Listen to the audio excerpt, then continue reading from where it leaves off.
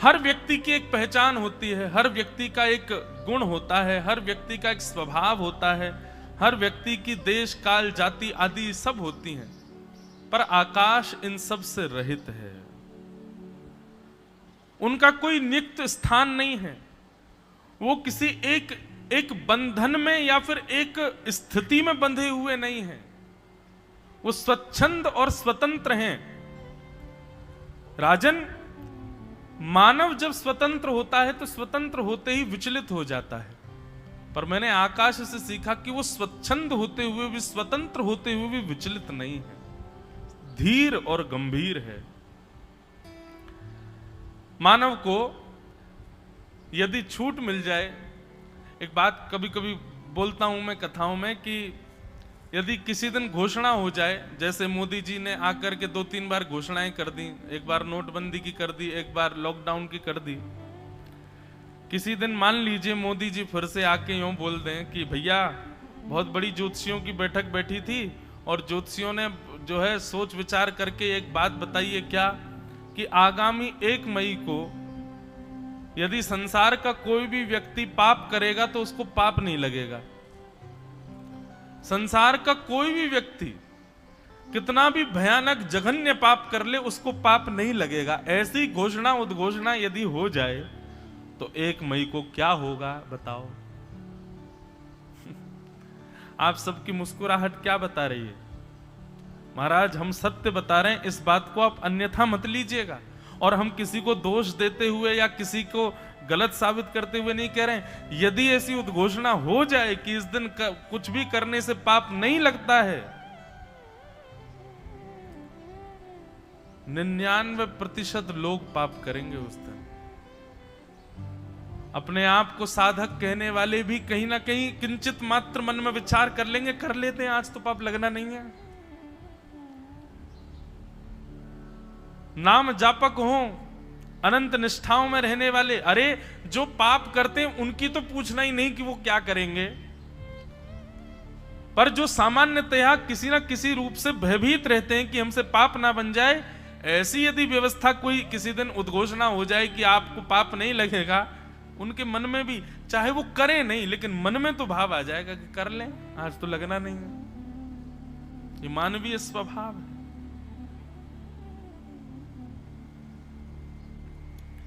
मैंने आकाश से क्या सीखा?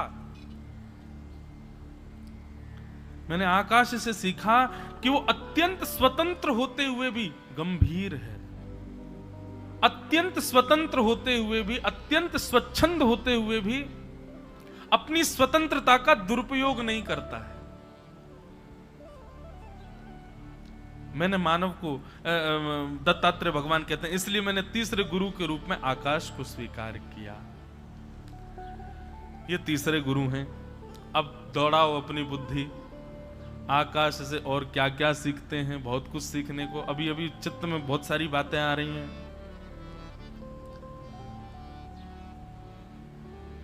आकाश बहुत कुछ देता है। अरे जो सूर्य और चंद्र को भी समेट करके रखे वो आकाश है।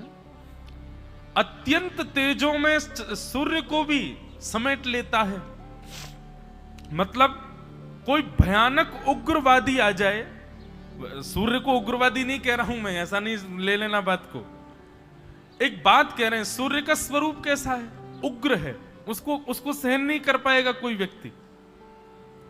लेकिन ऐसे भयावह उग्र स्वरूप वाले सूर्य को भी समेट के रखता है, अपने पास रिक्त करके रखता है आकाश। और अत्यंत शील, अत्यंत शांत, अत्यंत सौम्य, अत्यंत सरल चंद्रमा को भी स्थान देता है। मैंने आकाश को गुरु बनाकर के सीखा कि कभी कोई उग्र स्वरूप या फिर उग्र तेजों में या फिर किसी भी प्रकार स्वभाव से, व्यवहार से, बुद्धि से, किसी भी रूप में यदि कोई व्यक्ति उग्र है और वो आपके सन्मुख आ जाए तो अपना स्वभाव स्वरूप आकाश के भांति बनाओ, उसको भी समेट लो, उसको भी संभाल लो, अपने स्वरूप स्वभाव से उसको भी शांत कर दो। सूर्य उदय होता है, मानो तेज और उग्रता प्रारंभ होती है, और प्रारंभ होते होते होते होते कुछ समय बाद वही शीलता को प्राप्त हो जाती है। पर यह सारी घटनाक्रम होता कहां है? आकाश में, और आकाश उसका वहन करता है। इसलिए मैंने आकाश से सीखा कि किसी के उग्र स्वभाव को देख करके विचलित मत हो, या फिर उसका त्याग मत करो, स्वीकार करके उसको शांत करने का प्रयास करो।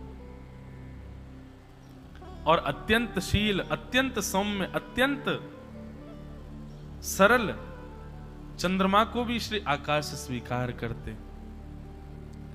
इसलिए मैंने आकाश से सीखा, व्यवहार देख करके व्यक्ति का प्रयास करो कि वो सौम्य हो आपके व्यवहार से।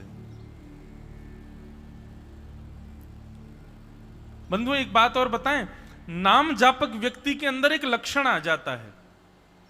नाम जाप करने वाला, साधना करने वाला, गुरु उपासना करने वाला, गुरुजनों की आज्ञा से चलने वाले व्यक्ति के अंदर एक गुण आ जाता है। ध्यान से सुनिएगा इस बात को। और वो गुण क्या है?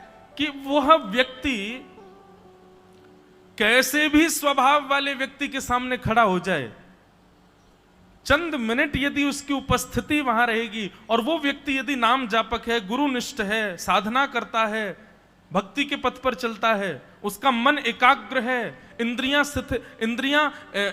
विचलित नहीं हैं, ऐसे व्यक्ति का स्वभाव और स्वरूप ऐसा होता है कि भयंकर उग्र स्वभाव वाला व्यक्ति यदि 2-4 मिनट उसके संग रह लिया तो उसका स्वरूप स्वभाव भी सम हो जाएगा, सामान्य हो जाएगा। मैं यदि नाम जापक हूं, गुरु चरणों में मेरी निष्ठा है, मैं भक्ति करता हूं, तो मेरी भक्ति प्रतिफल स्वरूप में कैसे दिखेगी? कि अगर किसी उग्र स्वभाव वाले व्यक्ति के सन्मुख में बैठ जाऊं तो मेरे केवल बैठने मात्र से, मेरे नेत्रों में देखने मात्र से उसकी जीभ लड़खड़ा जाए, वो अपनी उग्रता भूल जाएगा। ये स्वरूप होता है। तो मैंने आकाश को गुरु बना करके क्या क्या सीखा? सबसे पहला मैंने आकाश को गुरु बना करके सीखा कि विशाल है, अत्यंत विस्तृत है, परंतु फिर भी उपाधि रहित है, मान रहित है, अपने ऊपर अभिमान कभी नहीं करता। मैंने आकाश से क्या सीखा? कि आकाश विस्तृत है, विशाल है, परंतु विशाल विस्तृत होने के बाद भी अपने स्वरूप में अवस्थित रहता है। कोई उग्र स्वरूप स्वभाव का आ जाए उसको भी स्वीकार करता है, कोई शील स्वभाव का आ जाए उसको भी स्थान प्रदान करता है। ये मैंने आकाश से सीखा।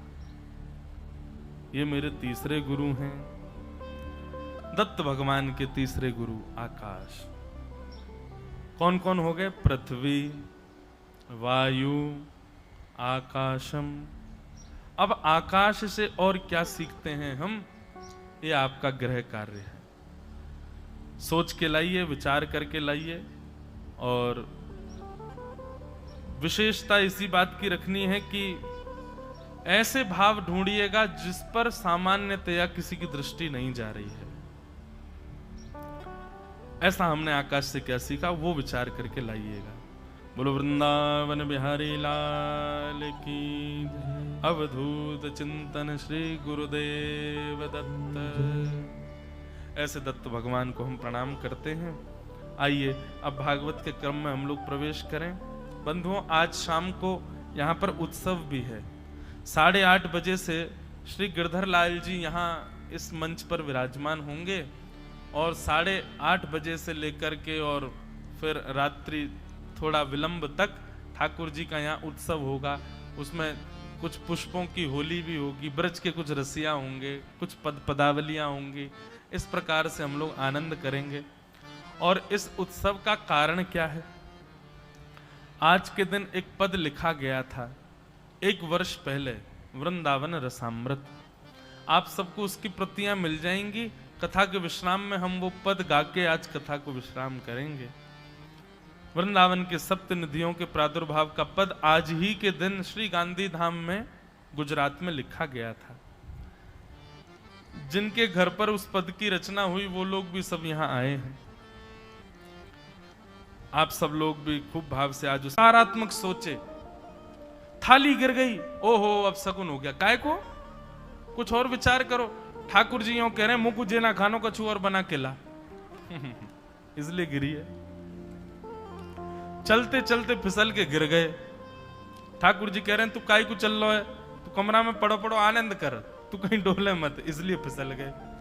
हर स्थिति में। तो अभी अभी लाइट गई तो हमने कही भाई ये पर्चा पढ़ लें, इतने सारे उत्तर आए हैं। तो हाथ में सबसे पहले एक प्रश्न ही आ गया। प्रश्न क्या है? जब श्री विष्णु ने ब्रह्मा जी के माध्यम से विश्व निर्माण किया तब मनुष्य भी बनाए थे, बनाए ही हैं। सारा संसार हरि के अंश से ही बना। हम सब पहले से ही हरि के पास उनके भीतर ही समाये हुए थे और प्रत्येक जीव का अंतिम लक्ष्य भगवान में लीन हो जाना ही है। तो प्रभु ने हमें जन्म देकर संसार में इतना संघर्ष, इतना दुख सुख, इतने कर्म और भक्ति करने भेजा ही क्यों? जब हम पहले से ही उनके पास थे, उन्हीं में समाये हुए थे, उन्होंने सृष्टि बनाई ही क्यों? कृपया समझाइए। देखो, सामान्य उत्तर देंगे हम जो सांसारिक सब व्यक्तियों को समझ आ जाए। पिता कितना भी वैभव इकट्ठा कर ले, कितना भी प्रॉपर्टी बना ले, कितने भी धनवान हो जाए, घर बना ले, सब व्यवस्था कर दे, इसका मतलब ये तो नहीं कि वो अपने पुत्र को विद्यालय पढ़ने नहीं भेजेगा। पिता ने बहुत सुंदर घर बनाया है, अच्छा बिजनेस बिल्डअप कर लिया, खूब पैसा कमा लिया, पैसे की कोई जरूरत नहीं है, क्या ऐसा पिता अपने पुत्र को विद्यालय नहीं भेजेगा पढ़ने के लिए? शिक्षार्जन के लिए, शिक्षा ग्रहण करने के लिए, उस बालक को निपुण बनाने के लिए, योग्य बनाने के लिए। और योग्य निपुण भी क्यों बनाना है? ताकि वो सबको प्रिय लगे और मुझे और ज्यादा प्रिय लगे, इसलिए पिता उसको विद्यालय भेजता है। ठीक उसी प्रकार बंधुओं, संसार एक विद्यालय है और इस विद्यालय में हम आप सब बालकों को, हम ठाकुर जी के ही हैं, हम सदा ठाकुर जी के हैं, उन्हीं के संग ही रहते हैं, उन्हीं के अंश हैं। पर इस संसार में हमको छोड़ा किस लिए गया है? ताकि इस संसार के व्यवहार से, इस संसार में लोगों के स्वभाव से, संसार में होने वाली गतिविधियों से हम सीखें और सीख करके गुरुजनों के आश्रय में रह करके उन आने वाली परीक्षाओं को पार करके और निपुण बने और योग्य बने, ताकि हमारे परम पिता श्री दत्तात्रेय दोनों भुजाएं उठा करके, अरे दोनों नहीं षड भुजा उठा करके हमको अपने कंठ से लगा ले। हमसे और प्रीति बढ़ाने के लिए, और प्रेम करने के लिए, हमको और निपुण बनाने के लिए ठाकुर जी ने हमको इस विद्यालय में भेजा है, संसार रूपी विद्यालय में। अब रही बात उसमें लिखा है तो फिर संसार में रह के कर्म आदि करके हमको पाना भगवान को ही, अरे तो विद्यालय में इसलिए थोड़ी जाते हो, हमेशा वहीं रहना है। विद्यालय की विद्या ग्रहण करके श्रेष्ठ बन करके फिर वापस घर जाना है, माता पिता के समीप जाना है। तो संसार में हम क्यों आए हैं? ये संसार एक विद्यालय है और इस विद्यालय में होने वाली जितने भी घटनाक्रम हैं, ये सब परीक्षाएं हैं। इन परीक्षाओं को हल करते हुए ये गुरुजन, ये कथाएं क्या, ये सारे ट्यूशन हैं। क्या है? ट्यूशन। जैसे बच्चे ट्यूशन पढ़ते हैं, स्कूल में तो पढ़ते ही हैं, लेकिन एक्स्ट्रा क्लास लेते हैं ट्यूशन में और जाते हैं वहां गुरुजनों से पढ़ करके फिर एग्जाम देते हैं। तो वैसे तो आपको संसार ही सिखा देगा, यहां आकर के सीखने की इतनी विशेष आवश्यकता नहीं, पर संसार से भी कई बार हम लोग नहीं सीख पाते। इसलिए संसार की उन कठिन प्रश्नों से जूझने के लिए, उन प्रश्नों का हल करने के लिए हम कथाओं में आते हैं। हम कथा सुनते हैं, गुरुजनों की आज्ञा सुनते हैं और यहां सुनकर के फिर दोबारा से संसार में जाते हैं और फिर से प्रश्नों का हल करते हैं। आप कहोगे महाराज जी, इस संसार रूपी विद्यालय में किसी ने फर्स्ट रैंक पाई, सेकंड रैंक पाई, थर्ड रैंक पाई है।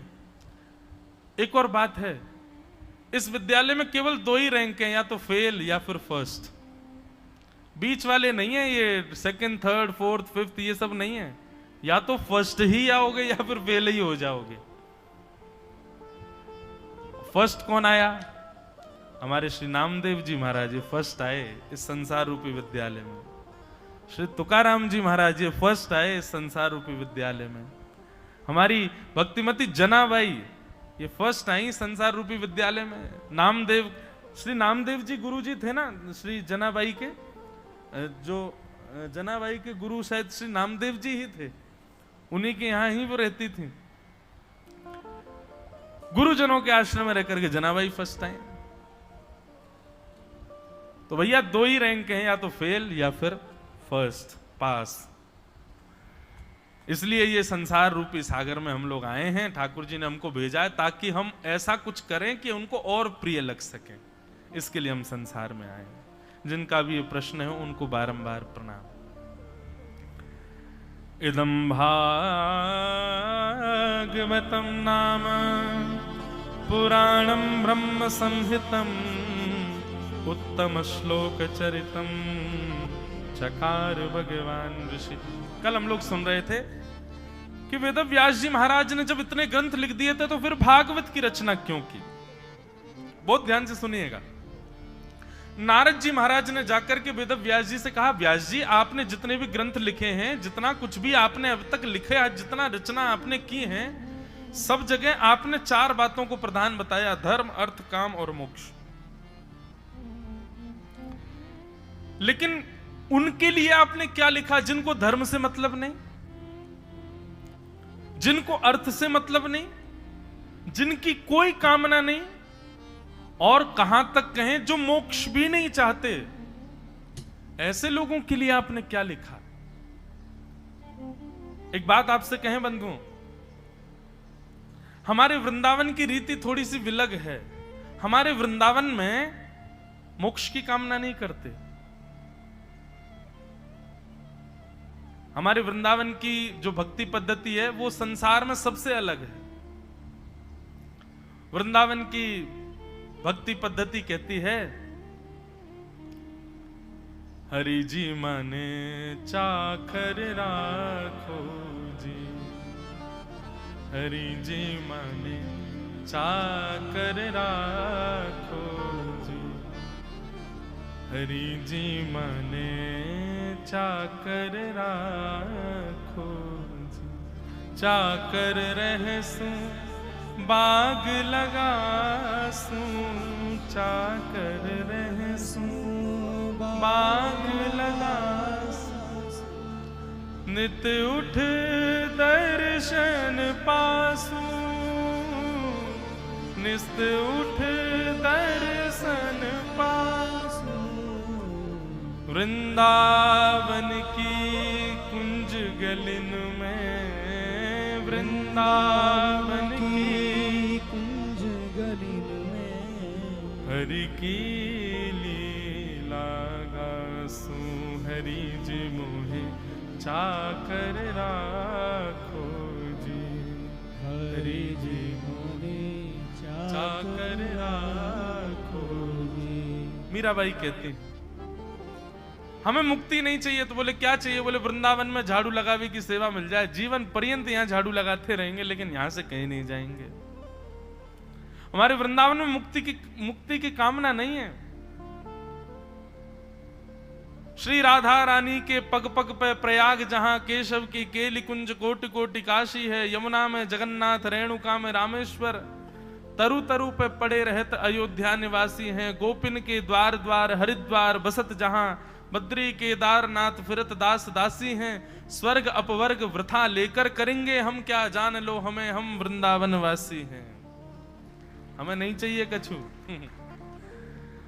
वृंदावन की रीति अलग है। कहा करूं वैकुंठ ही जाए, हम वैकुंठ जाके करेंगे क्या। वृंदावन में जो सुख मिल रहा है, वृंदावन में जो आनंद मिल रहा है, वो वैकुंठ में मिलेगा क्या। हाँ उससे ज्यादा मिल जाएगा, लेकिन हमको ज्यादा चाहिए ही नहीं, हमको तो उतना ही चाहिए जितना वृंदावन में मिल रहा है। हमें तो वृंदावन चाहिए। नारद जी महाराज कह रहे हैं, बोले भगवान धर्म अर्थ काम और मोक्ष ये चार चतुर्विध पुरुषार्थ संसारी लोग पालन करते हैं। जो ठाकुर जी के हो चुके हैं, जो वैष्णव हो चुके हैं, जो भक्ति पथ के अनुगामी बन चुके हैं, उन लोगों के लिए आपने क्या लिखा। कुछ भी नहीं। जो प्रेम के पथिक हैं, उन प्रेम के पथिकों के लिए आपने क्या लिखा? कुछ भी नहीं। इसलिए मेरी आपसे प्रार्थना है, थोड़ा ध्यान लगाइए, चिंतन करिए, और चिंतन करके अब ऐसा कोई ग्रंथ लिखो जिसके श्रवण के पश्चात, जिसके वाचन के पश्चात, जिसके कथन के पश्चात कृष्ण के प्रति श्रद्धा नहीं, कृष्ण के प्रति प्रेम हो। भगवान के प्रति श्रद्धा नहीं, भगवान के प्रति आस्था नहीं, भगवान के प्रति प्रेम हो। माफ कीजिएगा बंधु, श्रद्धा और आस्था ये सांसारी लोगों की होती है, जो कामना पूर्ति के लिए ठाकुर जी के पास जाते हैं, जो धर्म निवृत्ति के, धर्म के कार्य पूर्ति के लिए ठाकुर जी के पास जाते हैं। पर हम तो वृंदावन वासी हैं, हम ठाकुर जी के पास कछु मांगवे देवे ना जामे, हम तो प्रेम के लिए ठाकुर जी के पास जाते हैं।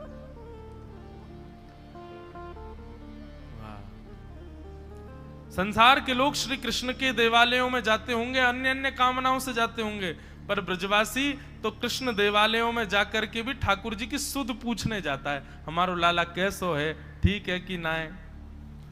द्वारिका दर्शन करने के लिए जाएंगे तो ब्रजवासी दूर खड़े खड़े कहेंगे, वारे लाला हमारे यहाँ तो गैया चरावे, हमारे यहाँ तो ऐसे ही बैठ जाए जमुना जी में पाम डार के, ओ यहाँ राजा महाराज धीराज बन के बैठो है, ओ देख हमारो लाला कैसो लग रहा है।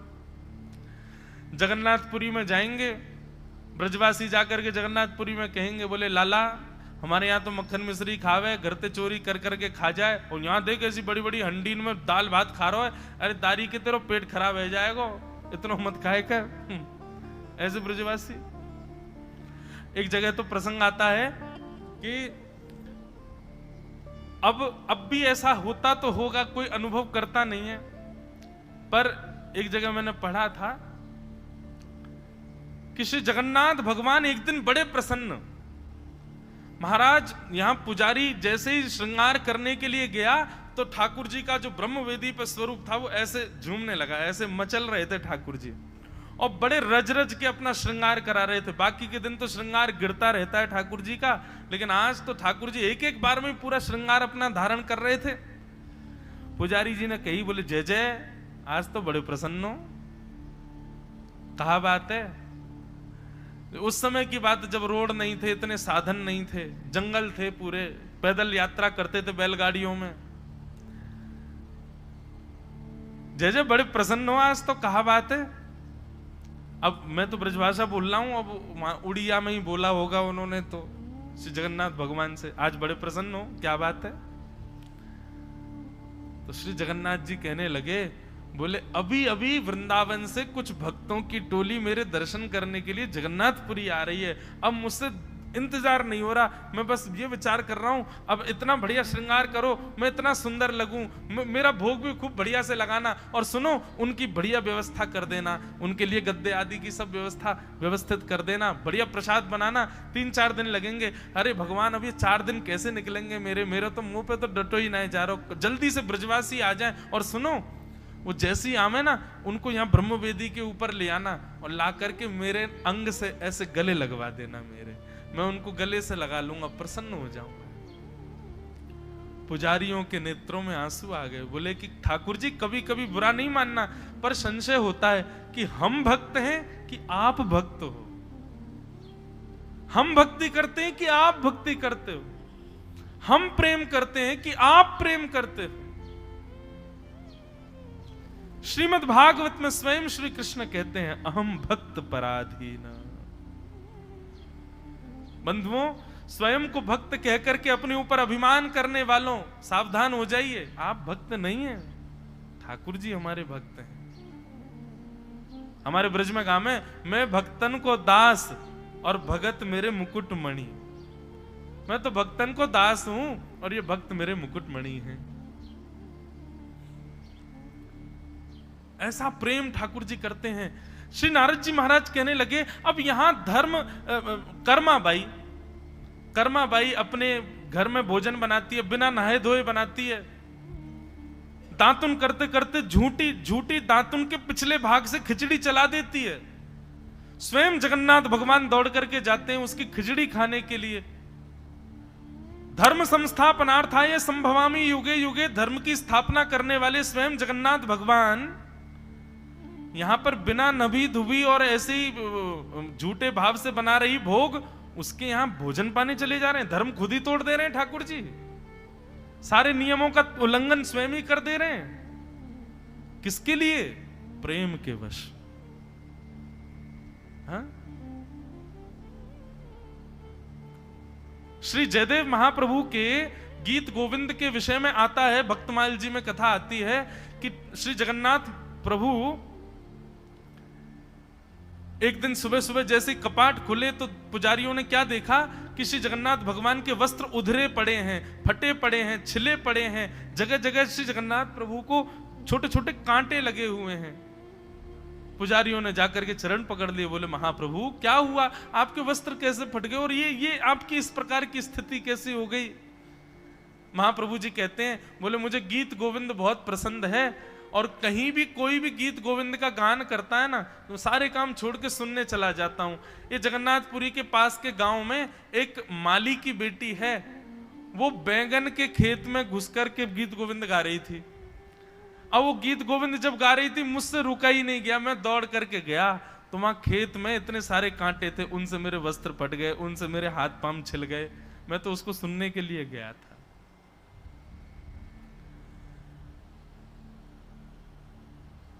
किसकी वजह से? केवल और केवल प्रेम। नारद जी महाराज कहते हैं, व्यास जी आप धर्म अर्थ काम मोक्ष को इतने सारे ग्रंथ और इतने सारे विषयों में प्रधान बता चुके हैं, लेकिन आपके चित्त को जो शांति नहीं है वो उसका कारण यह है कि आपने प्रेम को प्रधान नहीं बताया है अभी तक। मेरी आपसे प्रार्थना, अब जिस ग्रंथ का निर्माण करो इसमें धर्म अर्थ काम मोक्ष को बाहर हाथ जोड़ के खड़े रहने दीजिएगा, यहां पर ऐसा ही वर्णन कीजिएगा जिसमें प्रेम प्रधान हो, तब आपके चित्त को शांति मिलेगी। हमारे अष्ट सखाओं में एक सखा गाते हैं, कोई राग लो दूसरा, बहुत सुंदर भाव कहते हैं। माण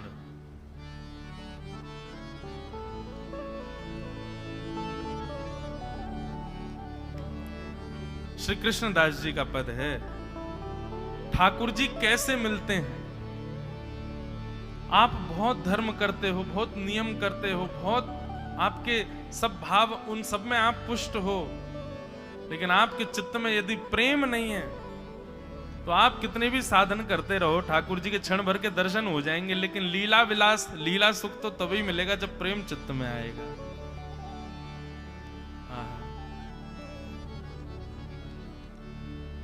प्रीत ही सौंपई है प्रीतम, प्रीत ही सौंपई है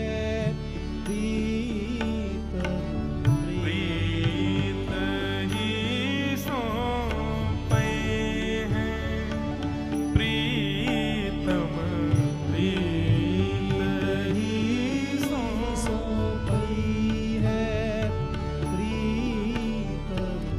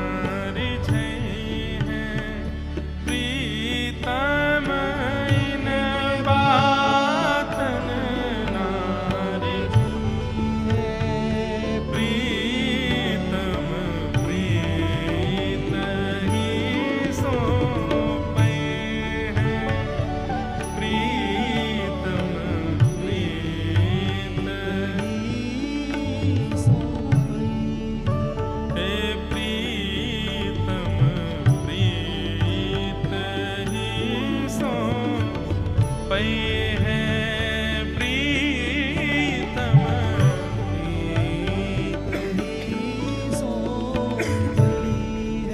आप रूपवान हो, ठाकुर जी को इससे फर्क नहीं पड़ता। आप गुणवान हो, बहुत सारे अच्छे अच्छे गुण हैं आपके अंदर, ठाकुर जी को इससे फर्क नहीं पड़ता।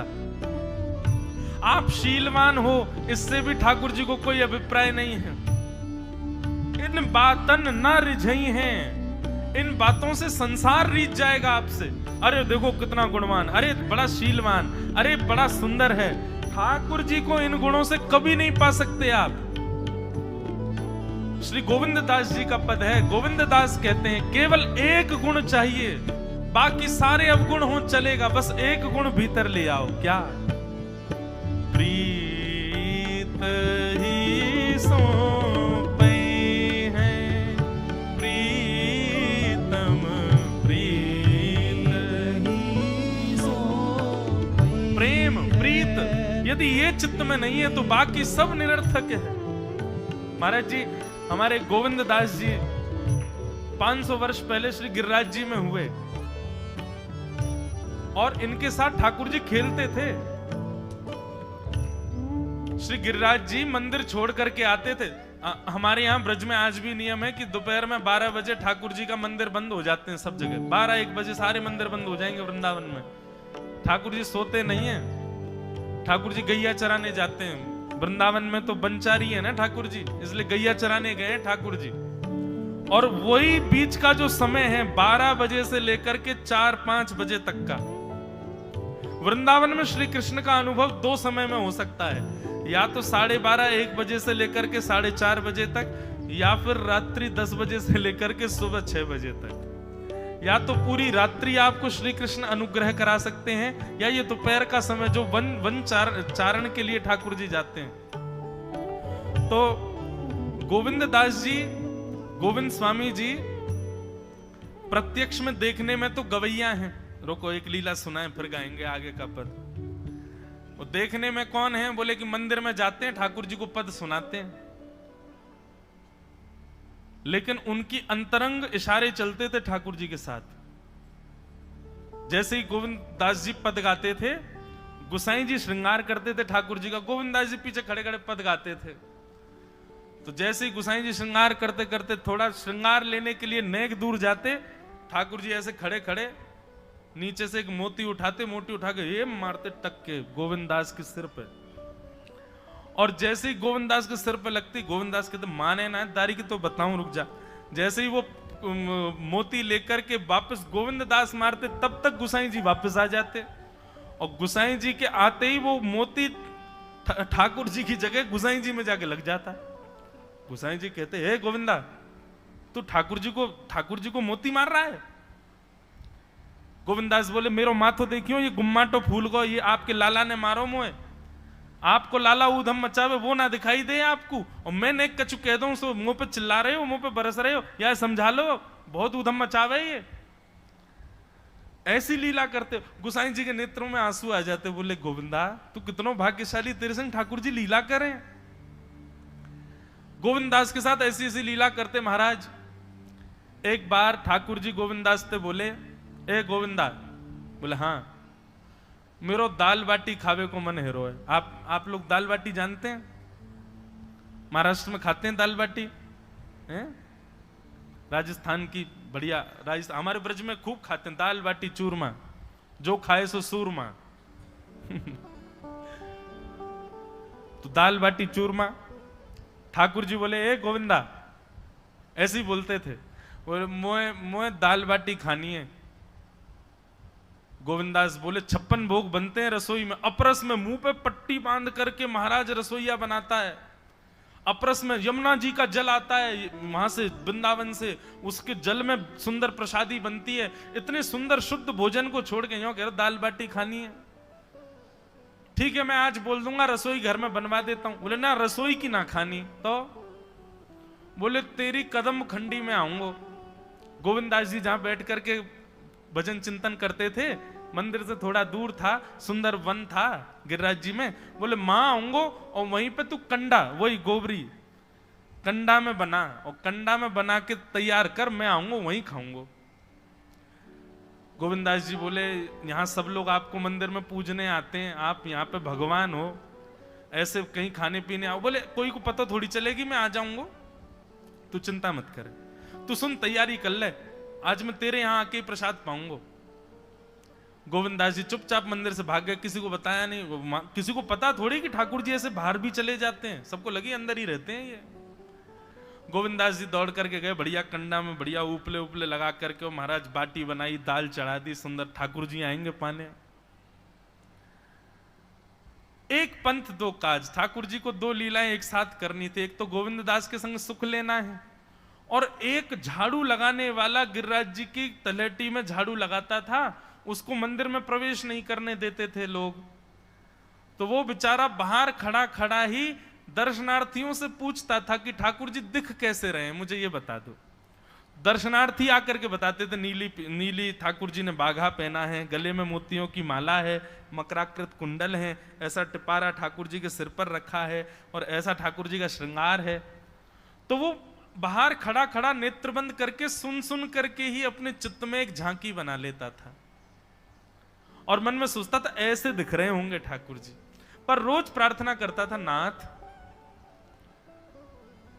मुझे लगता है इस जन्म में तो आप मुझे कभी नहीं दिखोगे, भगवान इस जन्म में तो मैं आपके योग्य नहीं हूं, पर मेरे पर बस इतनी कृपा कर दो कि अगला जन्म मुझे दीजिएगा, तो कुछ नहीं तो चेंटी बना देना, तो चेंटी बन करके मैं आपके 56 भोग में ही आ जाऊंगा, भीतर आके आपका दर्शन कर लूंगा, लेकिन मुझ पर अनुग्रह कर देना। ठाकुर जी उसके इस भाव से इतने रीझ गए, गोविंददास को बोला था कि दाल बाटी खाने आएंगे, अब मंदिर बंद करके सब तो चले गए वहां से, सब लोग भोजनालय में भोजन प्रसाद पाने लगे। ठाकुर जी मंदिर से निकले अचक करके बाहर, गिरिराज पर्वत के ऊपर विराजते थे। जैसे ही बाहर निकल करके आए तो गिरिराज पर्वत के नीचे ही वही झाड़ू लगाने वाला, उन नेत्रों से आंसू बह रहे थे, ठाकुर जी का चिंतन कर रहा था, आज ठाकुर जी ऐसे दिख रहे हैं, आज नीली पोशाक पहनी है, सिर पर चांदी का मुकुट पहना है, ठाकुर जी ने आज गुलाब का इत्र लगाया है, ठाकुर जी के ऐसे ऐसे मकराकृत ठाकुर जी के कटाक्ष, वो सब चिंतन कर रहा था। ठाकुर जी नीचे उतर करके जाने लगे, इतने में ही ठाकुर जी ने लीला करी, और जोर जोर से ठाकुर जी चिल्लाने लगे, अरे जल्दी ते आइयो, देखियो मेरे पाम में कांटो लग गयो, अरे जल्दी ते कोई आओ या कांटे को निकारो, मुझको तो बहुत दर्द है रो है, अरे भैया जल्दी आओ जल्दी आओ। अब ये स्वर जैसे ही सुना उस झाड़ू लगाने वाले ने, उसके नेत्र खुल गए, उसने देखा, बोले कि ये स्वर कहां से आ रहा है। उसने जैसे ही नेत्र उठा करके ऊपर देखा तो नीला बाघा पहना है, मोतियों की माला पहनी है, मकराकृत कुंडल पहना है, चांदी का मुकुट चमक रहा है मस्तिष्क पर, ठाकुर जी के केश घुंघराले लहरा रहे हैं, और ठाकुर जी अपना एक पाम हाथ में पकड़ करके और एक पैर पर लंगड़ी जैसे खेलते हैं, ऐसे ठाकुर जी कूद रहे हैं यहां से वहां। नीचे से झाड़ू लगाने वाले लिखे, अरे ऐसा पुरुष तो मैंने जीवन में कभी नहीं देखा, ये कैसा पुरुष है। नीचे से ही ठाकुर जी को देखने लगा, अब स्वरूप उसको पता था, तो उसने कही ये जरूर ठाकुर जी होंगे, वहीं से प्रणाम करें। ठाकुर जी बोले प्रणाम कर रहा हूं, दारी के जल्दी ऊपर आ, कांटो लगो मेरे पाम में, या को निकार। बोलने लगा, बोले मैं ऊपर नहीं आ सकता, गुसाई जी मारेंगे, सब लोग डांटेंगे मुझे। अरे नहीं गुसाई जी ऐसा कुछ ना कहें, ये सब तो बाहर के लोगों ने नियम बना दिए, मैं तो सबसे मिलूं, तू आजा जल्दी ऊपर। जैसे ही ऊपर गया, ज्यों ज्यों ठाकुर जी के समीप जाए त्यों त्यों उसके नेत्र सजल होते जाएं। ठाकुर जी के बिल्कुल समीप पहुंच गया। भगवान बोले, देख काई को रो भैया, जल्दी कर, मेरे पाम में कांटो लगो या को निकार। जिन चरण कमलों के स्पर्श के लिए सदा लक्ष्मी लालायित रहती है, ठाकुर जी ने उसकी गोद में अनायास अपने चरण रख दिए। बोले जल्दी कांटो निकार, कांटो लग गो मेरे पाम में। अब वो ठाकुर जी के सुंदर तलवों को अपने हाथ से ऐसे देख रहा है, ढूंढ रहा है कहां कांटा लगा है, कहीं उसको कांटा मिल गया। अब इतने कोमल चरण ठाकुर जी के, उसके नेत्रों से आंसू भी गिरते जा रहे हैं, भाव विह्वल होता जा रहा है। मेरे सौभाग्य की सराहना, ठाकुर जी के इतने समीप। कांटा निकालने के लिए बार बार अपने अंगूठे से खींचे, लेकिन कांटा नहीं निकले। ठाकुर जी बोले, अरे जे हाथ ते ना निकलेगो, उसने पूछा कैसे निकलेगा? बोले अरे मेरो पाम पकड़ के अपने मुंह के पास ले जा और दांतन से निकाल, तब निकलेगा ये। आहा, कितनी कृपा की ठाकुर जी। कृपा की न होती जो आदत तुम्हारी, तो सूनी ही रहती अदालत तुम्हारी। जो दीनों के दिल में जगह तुम न पाते, तो किस दिल में होती हिफाजत तुम्हारी। कृपा की न होती जो आदत तुम्हारी, तो सूनी ही रहती अदालत तुम्हारी।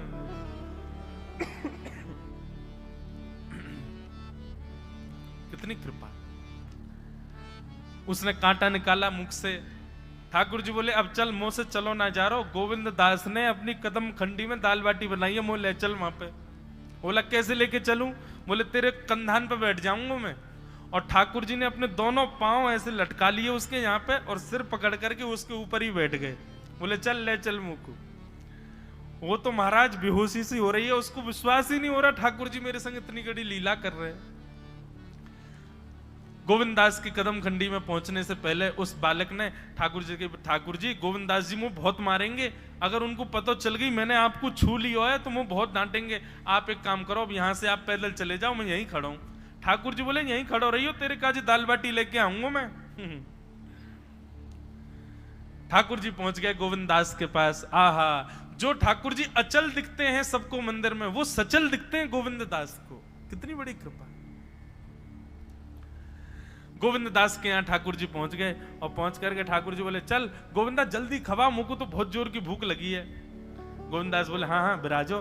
सुंदर व्यवस्था कर दी। ठाकुर जी बैठ गए और बैठ करके सामने पत्तल पर महाराज बाटी रखी, दाल रखी, चूरमा रखी, चटनी रखी, सब बढ़िया सुंदर सजा दी। अब ठाकुर जी पा रहे हैं, प्रेम से पाते जा रहे हैं और पाते पाते बीच में गए और ला और जल्दी ला, भूख लग रही है मुझको। गोविंद दास बोले पहले इनको तो खा लो। अरे ना है तू जाने ना है मंदिर में मेरो भूख कैसे लगे? थाली में 2 रोटी और ये सब्जी, इनते मेरो भूख पेट थोड़ी भरे। मेरे सामने तो सबरी सामग्री धर दो, मेरो जो मन होगा मैं उठा उठा के पाते जाऊंगा। अरे गोविंदा जल्दी जल्दी लेके आ। अब गोविंद दास जी पीछे मुड़ करके बढ़िया सुंदर बाटी वाटी सेकें। इतने में ठाकुर जी क्या करें, एक बाटी तो खा जाएं और दूसरी बाटी उठा के अपनी जेब में धरते जाएं। वो संग आयो वाक्य काजी लेके जानी है। अब तो महाराज ठाकुर जी खाते जाएं भरते जाएं, खाते जाएं भरते जाएं। गोविंद दास बोलो ठाकुर जी ये तो मैं मानूं कि आपकी खुराक बहुत है, पर इतनी ज्यादा है ये मुझको विश्वास नहीं है रो है। क्यों हैं 56 बाटी खा गए हो अब तक आप? अरे कोई तुकना है, कोई पेट है कि समुद्र है, कुआ है, कहा है आपको? ठाकुर जी बोले अच्छा दारी के ऐसे बोले, चलो जाऊंगा मैं। अरे नहीं जय जय आप तो पाओ।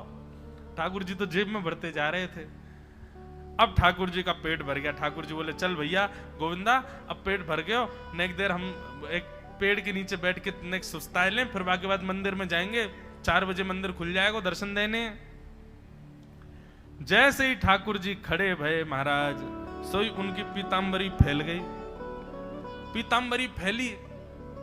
गोविंदास बोले जय जय ये बाटी खाए के आप इतनी जल्दी मोटे कैसे है गए? ये पेट आपको है तो सही, लेकिन ये इतना चौड़ो कैसे है गो? और पेट कोई खावे तो वो आगे की तरफ निकल रही है, ये कोने में कैसे निकल रहा है? ये दोनों तरफ पेट बाहर कैसे आ रहा है आपको? ठाकुर जी बोले ना कछु ना कछु, नहीं दिखाओ। अब तो महाराज गोविंद दास ने पकड़ के जैसे ही पकड़े तो अंदर से बाटी निकल आई। जे बाटी कौन के काजे भर के ले जा रहे हो? सही बताइयो लाला, कौन के काजे? कोई और सखा बना लियो तुमने मेरे अलावा? गोविंद दास जी बाहर गए। बाहर जाकर के देखा तो एक वृक्ष के पीछे वो झाड़ू लगाने वाला बैठा था। अच्छा तो अब जे आपको सखा बन गए, जे आपको मित्र है गयो, या के काजे बाटी भर के ला रहे हो?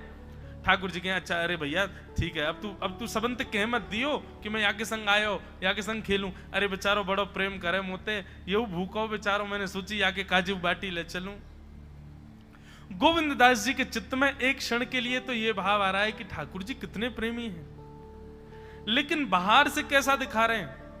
बोले स्वयं ने इतने सारे ग्रंथ निर्माण करा दिए, 4 वेद लिखवा दिए, उन पुराणों में शुद्धि, पवित्रता, अपरसता, सबके इतने नियम बना दिए, और खुद क्या कर रहे हो? हैं? कोई के सिर पर बैठ के घूम रहे हो, कहीं जा रहे हो, कछु भी खा रहे हो। ठाकुर जी बोले अब ये सब नियम तो मानवन के लिए है ना, हम तो जय जय हैं, हम थोड़ी करेंगे इन नियमन को। बोले चुपचाप चलो और आचमन करो, शुद्धि करो, तब जाइयो मंदिर में। वहीं गोविंद कुंड के पास में गोविंद दास जी ने जबरदस्ती ठाकुर जी बैठा दिए। बोले हाथ में जल लो। ठाकुर जी जल लेकर के बैठे, बोले अब करो अपवित्र पवित्रो वा सर्वावस्थांगतो पिवा। ठाकुर जी आचमन कर रहे हैं, अपनी पवित्र कर रहे हैं ऊपर से लेकर नीचे तक।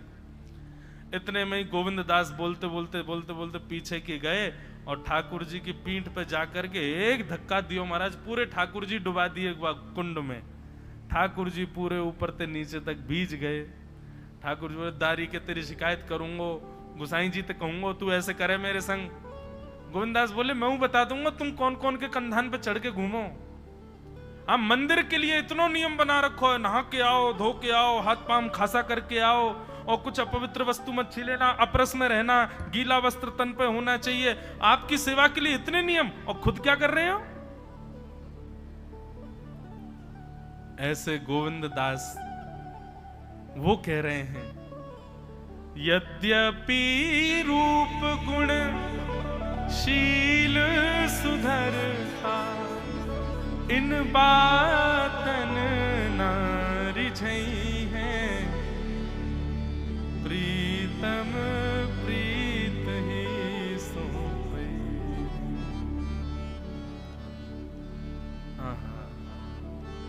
प्रीत ही सोई है, प्रीतम प्रीत ही सोई है, प्रीत ही सोई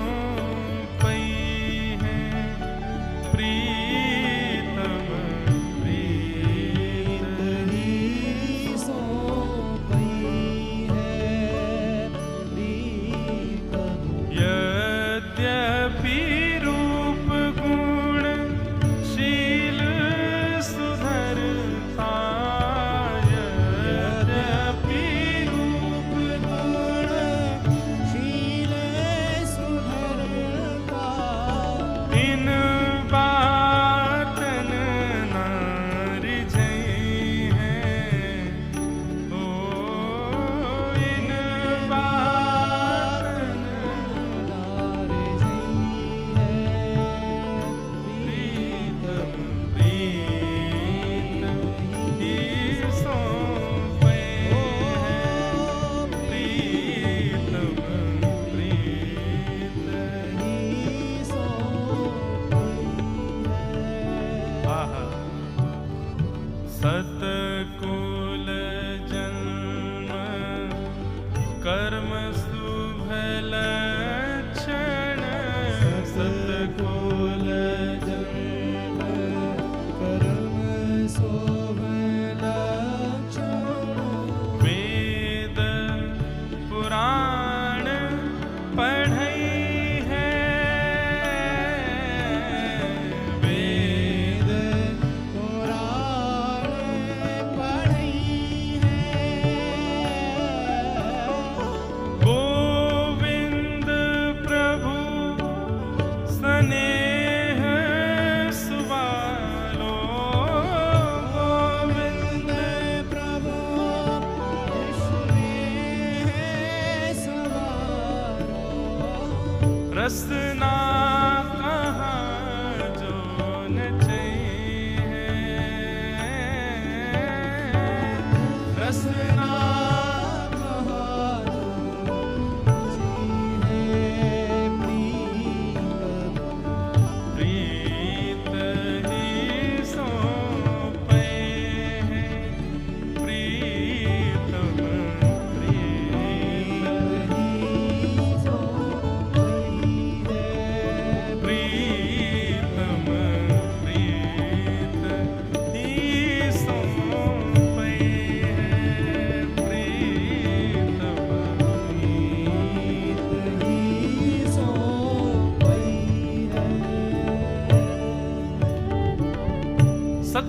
जन्म कर्म शुभ लक्षण इन बातन ना रिझई है। एक बात लिख लीजिए बंधुओं, जिन जिन भावों से, जिन जिन प्रकारों से संसार आपसे रीझता है, या आप भी संसार में किसी से रीझते हो, वे समस्त प्रकार ठाकुर जी को प्रसन्न करने के लिए नहीं हो सकते। आकर्षण संसार में जिसके भी प्रति जिस भाव से हो रहा है, वह भाव ठाकुर जी की प्रसन्नता के लिए कभी नहीं हो सकता। ठाकुर जी को तो प्रेम युक्त चाहिए, कुछ भी हो। जैसे सब्जी हो, सामग्री हो, रोटी हो, सब में घी होना चाहिए, तभी भोजन स्वादिष्ट होता है।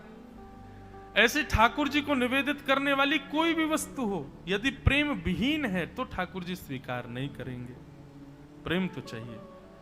नारद जी महाराज कहते हैं, बोले व्यास जी, आपने जितने भी ग्रंथ लिखे हैं धर्म अर्थ काम मोक्ष की प्रधानता बताते हैं, आप ऐसे ग्रंथ का निर्माण करो जो प्रेम को प्रधान बताता हो, जिसके श्रवण और कथन के पश्चात ठाकुर जी प्रिय लगने लगे, ऐसा विषय सुनाओ, रचना करो, समाधि लगाओ। समाधि में बड़ी ताकत है। नारद जी महाराज अपने पूर्व जन्म की कथा सुनाते हैं, और पूर्व जन्म की कथा सुनाते हुए कहते हैं, बोले मैं एक दासी पुत्र था। हमारी माता जी घर घर में जाती थी और कुछ कार्य करती थी। एक बार हमारे गांव में चातुर्मास के लिए कुछ संतों का आगमन हुआ। मेरी माताजी उन संतों की सेवा में मुझको भी लेके जाती थी। छोटा सा बालक मैं जाता था। अब संतों के चातुर्मास में सेवा करके मेरी इतनी रति हो गई कि उन संतों के संग रहना ही मुझको सुख लगने लगा। 4 महीने बाद जब संत वहां से जाने लगे तो मैंने संतों के चरणों में निवेदन करते हुए कहा कि मुझे भी संग ले चलो। तब संतों ने कहा, बोले मां से आज्ञा लो, माता पिता आज्ञा करें तो ही आप चलना। मां से पूछने गए तो मां ने मना कर दिया। बोले कि मैं बुढ़ापे की स्थिति में हूं, इकलौता मेरा यही पुत्र है, इसको भी संत के रूप में भेज दूंगी, मैं कैसे जीऊंगी। संतों ने नारद जी महाराज से कहा, बोले देखो अभी मां आपकी वयोवृद्ध हैं, अब एक काम करो, जब तक मां विराजमान है तब तक इनकी सेवा को ही भक्ति मानो, इनकी सेवा को ही भक्ति का स्वरूप दे दो। बंधुओं, कई लोग ऐसा प्रश्न करते हैं परिवार के प्रति, अपने परिवार के कुछ लोगों के प्रति कि वो हमको भक्ति नहीं करने देते, और वो ऐसा संबंध है कि उसका त्याग भी नहीं कर सकते, चाहे माता पिता हो, चाहे पत्नी का हो, चाहे अन्य किसी भाव का हो। क्या करें? उसका निर्वहन कुछ समय तक करना चाहिए। प्रयास करो कि आपके भाव को वो स्वीकार कर लें, लेकिन किसी समय पर यदि स्थिति ये पहुंच जाए कि अब स्वीकार हो ही नहीं रहा है, अब वो किसी भी रूप में आपको भगवत भाव से विमुख ही कर रहे हैं, तब गोस्वामी जी की ये पंक्ति जो उन्होंने मीराबाई को लिख करके दी है, जाके ही अन राम वै देहि तजिय ताहि कोटि वैर सम यद्यपि परम स्नेहि। कितना भी स्नेही क्यों ना हो, जिसके हृदय में राम और श्री जानकी जी नहीं है, श्री कृष्ण और श्री हमारी किशोरी जी का वास नहीं है, जिसके चित्त में उनके प्रति प्रेम नहीं है, तजिय ताहि कोटि वैर सम, उसको अपने बैरी के समान त्याग कर दो। यद्यपि परम स्नेही, चाहे परम स्नेही क्यों ना हो, लेकिन इससे पहले प्रयास करो कि आपका भाव स्वीकार हो जाए। ना हो अनेक प्रयास करने के बाद तब यह विधि अपनानी है। नारद जी महाराज को संतों ने कहा कि आप पहले तो अपनी मां की सेवा करो, जब मां धरा धाम से चली जाए तब तुम भजन के मार्ग पर जाना। संतों ने नारद जी महाराज को एक श्लोक बता दिया, नमो भगवते तुभ्यं वासुदेवाय धीमहि प्रद्युम्नाय अनिरुद्धाय नमः शंकर्षणाय च ओम नमो भगवते वासुदेवाय। ये 12 अक्षर मंत्र है। ठाकुर जी की प्राप्ति का, ठाकुर जी की प्रसन्नता का, ठाकुर जी की दर्शन का सबसे श्रेष्ठ उपाय इस मंत्र में विद्यमान है।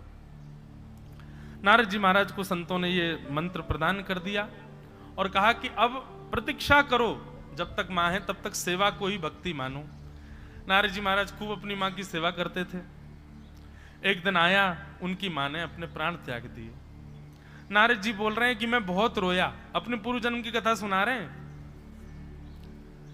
इतना रोया व्यास जी, पर मेरे नेत्रों से निकलने वाले आंसुओं में अंतर था। एक नेत्र से ठंडे आंसू आए, दूसरे नेत्र से गर्म।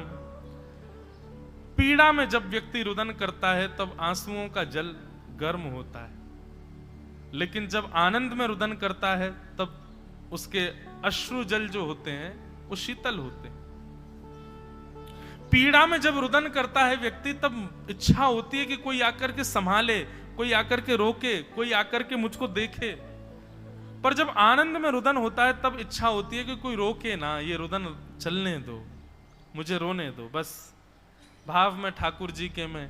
और एक बात कहें आपको, पीड़ा में रुदन सदा संसार के लिए ही होता है। ठाकुर जी के लिए यदि पीड़ा का भी रुदन है ना, तो पीड़ा का रुदन भी प्रेम वश का ही होता है, प्रेम से भरा हुआ ही होता है, वो आनंद प्रदायक होता है।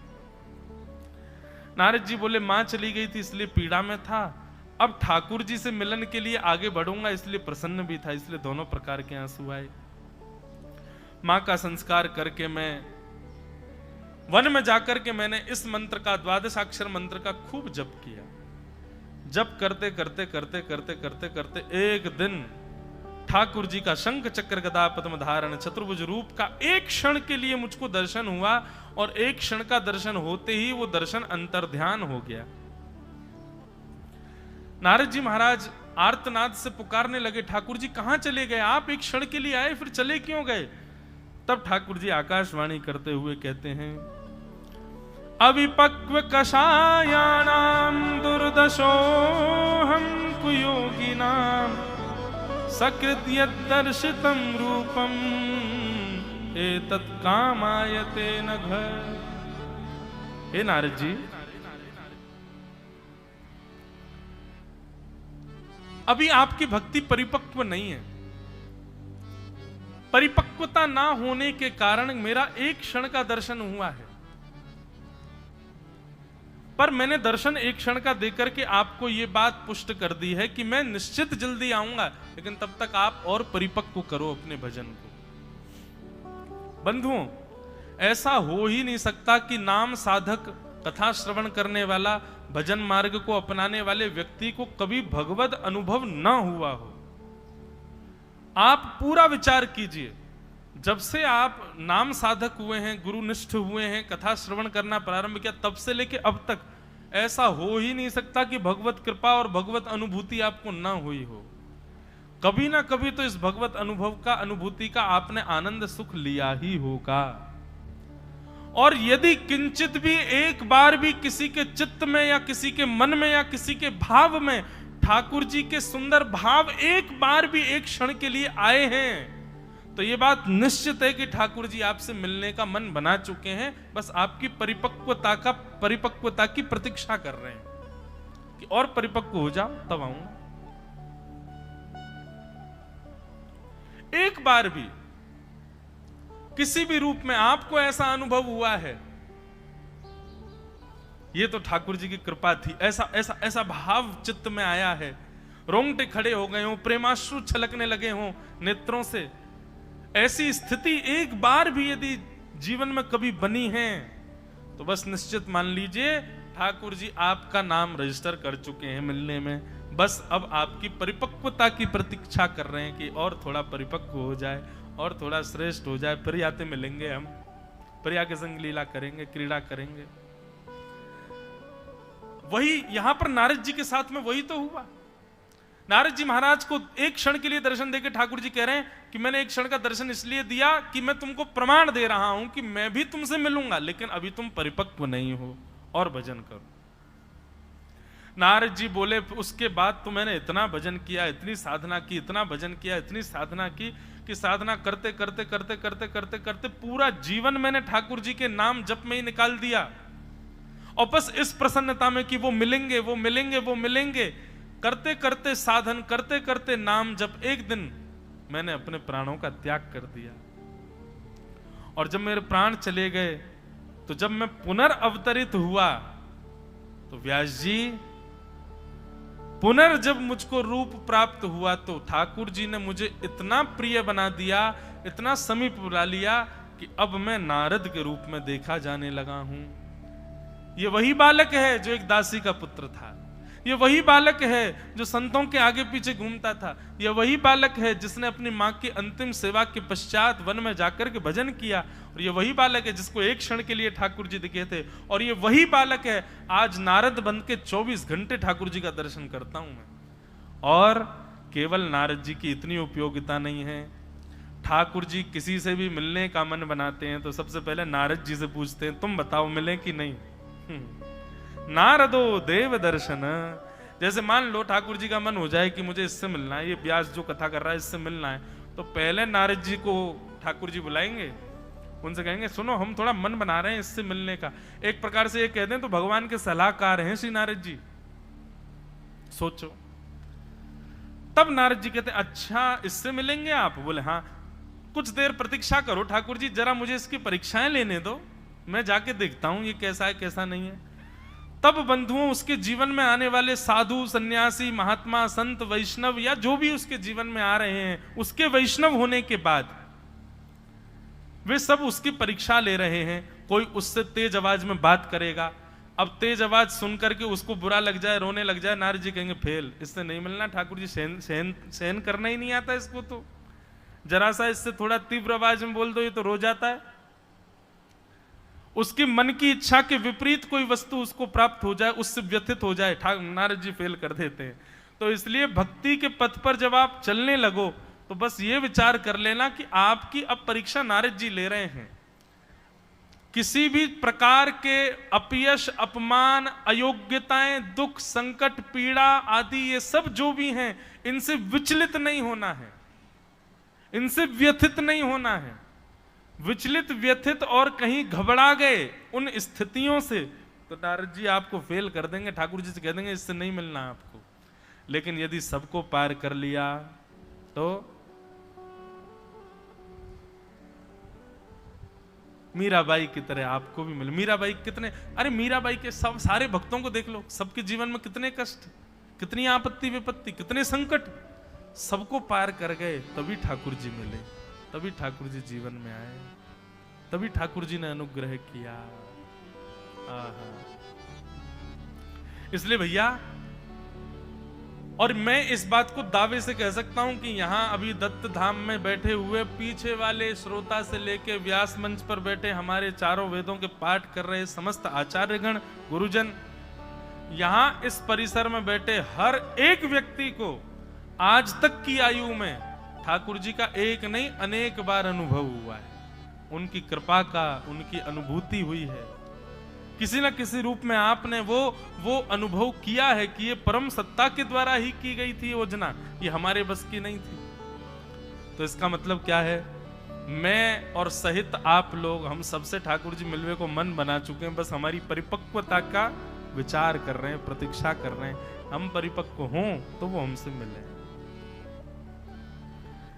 नारद जी महाराज बोले आज मैं नारद बन चुका हूं, मुझे आज समझ आया कि ठाकुर जी ने मुझसे इतना भजन क्यों करवाया। व्यास जी बोले क्यों करवाया? बोले क्योंकि भगवान भजन प्रारब्ध को नष्ट करता है, और प्रारब्ध यदि रह जाते हैं तो पुनर्जन्म होता है। ठाकुर जी ने एक क्षण दर्शन करके मुझसे कहा कि अभी तुम परिपक्व नहीं हुए हो और भजन करो। तो मैंने इतना भजन किया, इतना भजन किया, मेरे 2-4 जन्म और होने थे, पर मैंने एक ही जन्म में इतना भजन कर लिया कि चार जन्मों में जो प्रारब्ध से मुझको जन्म लेने थे वो एक ही जन्म में भजन से मैंने उन प्रारब्धों को नष्ट कर दिया।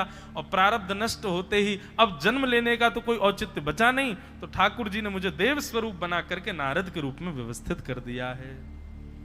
अब मैं नारद हूं और मैं क्या करता हूं, देव दत्ताम इमाम वीणाम स्वर ब्रह्म विभूषिता मूर्छयित्वा हरिकथां गायमानश्चराम्यहम्। इतना सुंदर श्लोक है भागवत जी का। देव दत्ताम इमाम वीणाम स्वर ब्रह्म विभूषिताम मूर्छयित्वा हरिकथां गायमानश्चराम्य। नारद जी ने अपनी वीणा दिखाई, बोले ये वीणा ये सामान्य वीणा नहीं है हे वेदव्यास जी, तो ये भगवान ने गिफ्ट में दी है मेरे को। प्रसन्न होकर के ठाकुर जी ने मुझको ऑफर करी है ये।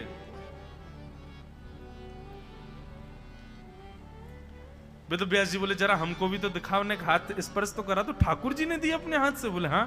बोले अरे ऐसा क्या किया आपने कि ठाकुर जी इतने प्रसन्न हो गए कि आपको वीणा प्रदान कर दी? नारद जी बोले कथा है, सुनाऊं? बोले सुनाओ। बोले एक बार वैकुंठ में बहुत सुंदर संगीत का कार्यक्रम हुआ। हमको भी बड़े दिन बाद ये कथा याद आई है। एक बार संगीत का बहुत सुंदर कार्यक्रम हुआ वैकुंठ में। अब जब वैकुंठ में ऐसे संगीत के कार्यक्रम होते हैं ना बंधु, सारे देवता जाते हैं। जैसे हमारे यहाँ मेला होते हैं, ऐसे वैकुंठ में उत्सव होते हैं, सब देवता जाते हैं। सबसे आगे वीवीआईपी गेस्ट कौन होते हैं? ऑब्वियसली चतुर्भुज नारायण भगवान। विशेष शैया पे पौड़े पौड़े सुनते हैं। अच्छा, संगीत के कार्यक्रम में गायक कौन होता है? सरस्वती जी प्रथम गायिका। उसके बाद हा हा हु गंधर्व, ये दो गंधर्व हैं, ये गाते हैं। उसके बाद अपनी शिव वीणा लेकर के महादेव आते हैं, वो महादेव भी गाते हैं। सबका गायन होता है। जो भी गाने में और सुंदर कलाकृति में निपुण है उससे। अच्छा एक बात कहूं बंधु, अगर किसी के पास में किंचित भी गाने का स्वर है, कंठ है, किसी के पास में स्वर है, चाहे वो कीर्तन गाने के लिए हो, चाहे वो वैदिक मंत्र गाने के लिए हो, चाहे वो पुराणों के श्लोक गाने के लिए हो, वेदों की ऋचाएं गाने के लिए हो, यदि आपके पास में कंठ है तो निश्चित है यह भी एक प्रमाण है कि ठाकुर जी आपसे मिलना चाहते हैं, इसीलिए आपको कंठ युक्त करके भेजा है। और ये बात हम नहीं कह रहे हैं, ये बात भी हमारे वृंदावन के अष्ट सखाओं में से श्री कुंभनदास जी की ये वाणी है कि यदि कोई कंठ युक्त है, किसी के पास में गला है, गले का मतलब होना है कि बहुत सुंदर गायक होना नहीं, सामान्य है, इतना है कि हाँ कीर्तन ताल में गा लेते हैं, स्वर में गा लेते हैं, इतना कंठ भी यदि तुम्हारे पास है तो कंठ युक्त करके ठाकुर जी उसी को भेजते हैं जिससे ठाकुर जी स्वयं मिलना चाहते हैं। भैया यदि किसी पे यदि स्वर है तो अपनी पीठ थपथपा लो कि हम तो ऑलरेडी रजिस्टर्ड हैं, वीजा हमको पहले से ही मिला हुआ है, हमको इंटरव्यू की आवश्यकता नहीं है। बस उस कंठ का प्रयोग लोक रंजन के लिए मत करिए, उस कंठ का प्रयोग जन रंजन के लिए बिल्कुल मत करिए। फिर तो वो येन केन प्रकारेण उस कंठ से सारी सेवा ठाकुर जी की ही होनी चाहिए। एक बार महाराज जी छोटी सी कथा और सुनाए। कुंभनदास जी को, कुंभनदास जी के स्वर से प्रसन्न होकर के फतेहपुर सीकरी के राजा ने उनको अपने दरबार में गाने के लिए बुलाया। 10 बार सैनिक भेजे, नहीं गए। 11वीं बार सैनिक आए तो फिर कुंभनदास जी इसलिए गाने गए, बोले कि नहीं जाऊंगा तो ये बार बार आते रहेंगे। कुंभनदास जी चले गए। कुंभनदास जी गए तो राजा से कहा कहिए क्या करना है? बोले कि आप एक दिन भैरव राग गा रहे थे, मुझे बहुत अच्छा लगा था, आप मुझे गा के सुनाओ। कुंभनदास जी बोले पक्का है ना, केवल राग भैरव सुनना है, गाने के लिए मैं स्वतंत्र हूं, कुछ भी गा सकता हूं? बोले हाँ शब्द आप कुछ भी गाओ, राग भैरव गाना। कुंभनदास जी बोले अब सुन तू। और कुंभनदास जी ने गाया, भगत को कहा सीकरी सो काम, आवत जात पन्हैया टूटी, बिसर गयो हरि नाम। भगत को कहा सीकरी सो काम, भगत को कहा सीकरी सो काम, आवत जात पन्हैया टूटी, बिसर गयो हरि नाम। जाको मुख देखत दुख लागत, ताको करण परी प्रणाम। कुंभन दास लाल गिरधर बिन, और न दूजो काम। कुम्मनदास जी महाराज कह रहे हैं, जाको मुख देखत दुख लागत ताको करन पड़ी प्रणाम। जिसका मुख हमको बिल्कुल अच्छा नहीं लगता, आज उसके सामने दरबारी बनकर के हमको गाना पड़ रहा है, इससे बुरा दिन मेरे जीवन में कभी नहीं आ सकता। आज मेरे जीवन का सबसे गंदा दिन है। राजा अपनी लाज बचाए, कैसे बचाए? उसने तो केवल इतना कहा था भैरव राग सुनाओ, ये थोड़ी कहा था कि शब्द क्या है। कुम्मनदास जी महाराज गाते चले गए। अंत में राजा ने कहा थोड़ी अपनी लाज बचाने के लिए दक्षिणा ऑफर कर देता हूं। कहिए कुम्मनदास जी क्या दूं आपको? जो मांगोगे सो दूंगा। कुम्मनदास जी बोले पक्का जो मांगूंगा सो दोगे? बोले हाँ। कुम्मनदास जी जोली फैला करके बोले आज के बाद हमको अपने दरबार में मत बुलाना, और आज के बाद आपका ये जो मुखड़ा है ये हमको कभी मत दिखाना, हमको कभी आपको देखना ना पड़े, बस ये दक्षिणा हमको दे दो। क्या कह रहे हैं हम? यदि कंठ युक्त करके ठाकुर जी ने भेजा है तो निश्चित है ठाकुर जी आपसे मिलने का मन पहले ही बना चुके हैं कि आपके पास कंठ है। बस उस कंठ का प्रयोग लोक रंजन के लिए मत करो, उस कंठ का प्रयोग ठाकुर जी के रंजन के लिए करो, उनकी प्रसन्नता के लिए करो। संसार को रिझाने के लिए गाओगे चार लोग वाहवाही करेंगे, लेकिन ठाकुर जी को रिझाने के लिए गाओगे त्रिलोकी नाथ वाहवाही करे, कितनी बड़ी बात है।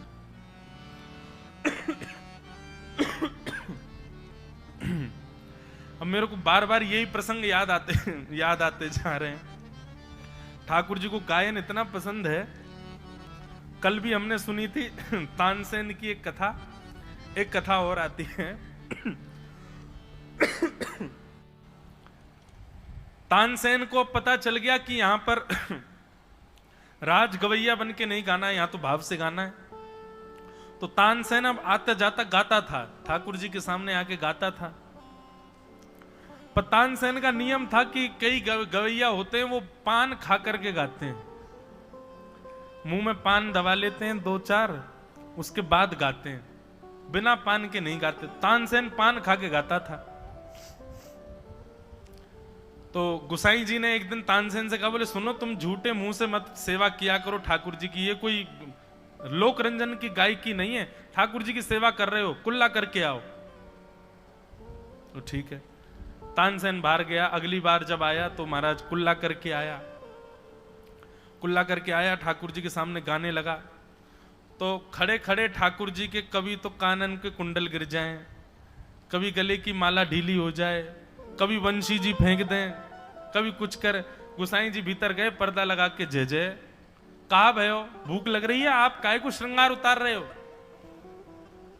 बोले जाके गायकी में सुख ना आ रहा, पहले बढ़िया गा रहा, अब पता ना कहा है गोया को। तो गुसाई जी बोले पहले पान चबा के गा रहा था, मैंने सोचा आपकी सेवा कर रहा है तो शुद्ध मुख से करे, कुल्ला करके अब आया। नहीं इससे कहो दोबारा पान खा के आए।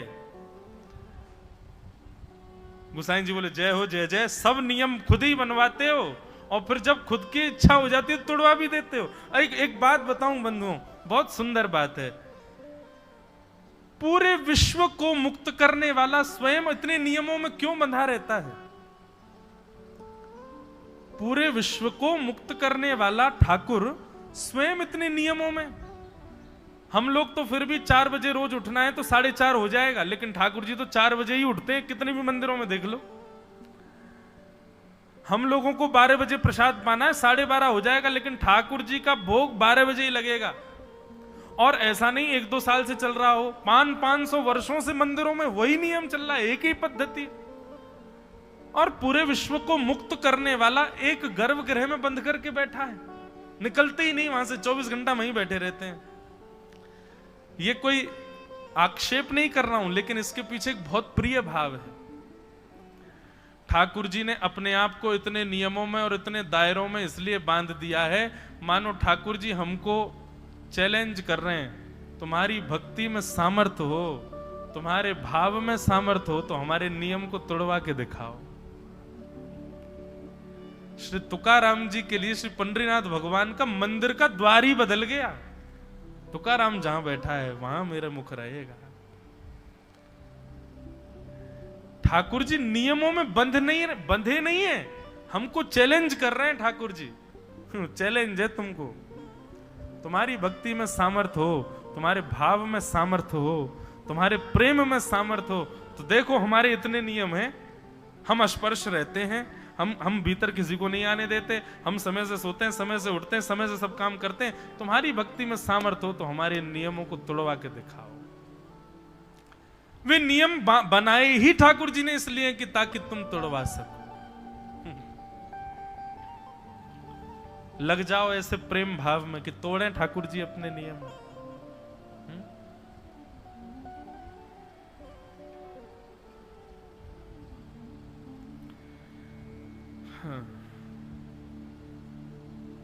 रामदास बोढ़ाना नाम सुना? गुजरात में श्री डाकोर जी का मंदिर है। डाकोर जी में द्वारिकाधीश विराजते हैं अहमदाबाद के पास। द्वारिकापुरी में द्वारिकाधीश अलग है, डाकोर जी के द्वारिकाधीश रणछोड़ राय प्रभु। वो रणछोड़ राय प्रभु जो अब डाकोर जी में विराजते हैं, वो पहले द्वारिकाधीश मंदिर में रहते थे। और ये रामदास बोढ़ाना जी जो हैं, ये हर एकादशी पर जाते थे और हर एकादशी पर जाकर के दिन भर अन्न नहीं पाते थे, शाम को पहुंचते थे, पैदल चल के जाते थे डाकोर जी से, और शाम को पहुंच करके द्वारिकाधीश का दर्शन करके फिर रात भर जागरण करते थे, रात भर कीर्तन सुनाते थे ठाकुर जी को, और ठाकुर जी को कीर्तन सुना के सुबह होते ही मंगला दर्शन करके फिर निकल जाते थे। धीरे धीरे रामदास जी अब थोड़े वृद्ध हो गए, अब पैदल चल के आने में उनको दिक्कत होती थी बेचारे, जैसे तैसे, फिर भी अपना नियम नहीं तोड़ते थे, हर एकादशी पर जाते थे द्वारिकापुरी। मन में एक बार कभी चित्त में भाव आ जाता था कि ठाकुर जी अब हम बड़े वयोवृद्ध हो गए, मुझे तो बस ये है कि अंतिम श्वास तक मेरे आपके एकादशी के दर्शन का नियम ना टूटे। ठाकुर जी को पता चल गई थी भैया अब ये इतने वयोवृद्ध हो गए, अब ज्यादा इनसे आना जाना होगा नहीं, क्या करें। वर्षों से चली आ रही मंदिर की सेवा को ठाकुर जी त्यागने को तैयार हो गए। रामदास बोढ़ाना आए और रात्रि जैसे ही जागरण करने लगे तो नेत्र बंद करके जागरण कर रहे थे, उनके चित्त में अपने आप ठाकुर जी मानो ऐसे दिखने लगे कि मंदिर का गर्भगृह खुल गया है और ठाकुर जी सचल रूप में बैठे हैं और कह रहे हैं, ए रामदास चल मुझको अपनी गोद में लेकर के चल दे, अब मैं तेरे संग ही रहूंगा, तू जहां रहता वहीं रहूंगा, तुझे रोज रोज आने, तुझे हर एकादशी आने की जरूरत नहीं है। रामदास जी को एक क्षण के लिए चिंतन चित्त में आया, तुरंत नेत्र खोल के देखे तो सामने तो कुछ नहीं, पर गर्भगृह का द्वार खुला हुआ था।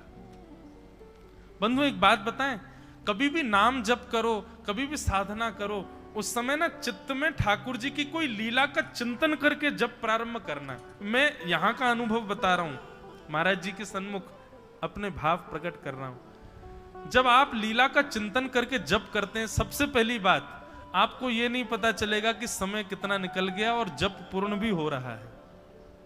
दूसरी बात, बीच बीच में आपको कुछ अनुभव होंगे, ऐसे स्वर या फिर ऐसी आकृतियां दिखेंगी जो भगवत संबंधी होंगे, उनको ध्यान से देखिएगा।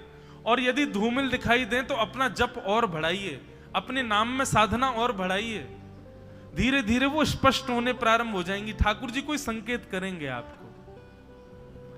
रामदास बोढ़ाना रात भर कीर्तन कर, ठाकुर जी उसको संकेत कर रहे हैं कि मैं तेरी गोद में बैठ के तेरे संग चलूंगा। नेत्र खोल के देखा तो गर्भगृह खुला था। रामदास जी ने धीरे से उठ करके मन में विचार किया, अरे रामदास जीवन भर नियमों का पालन किया, अब तो प्राण त्यागने का समय, कुछ दिन बाद तेरे प्राण चले ही जाने। ठाकुर जी ने संकेत कर दिया है, अब तू जाके ले ही ले ठाकुर जी को।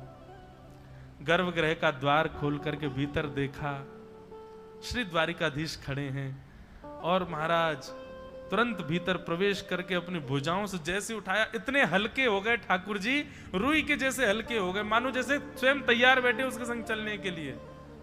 और तुरंत महाराज रामदास जी की गोद में खड़े होकर के ठाकुर जी, बार बार कानों में एक स्वर जाता है, रामदास कौन बोलता है पता नहीं, जल्दी चलो जल्दी चलो जल्दी चलो,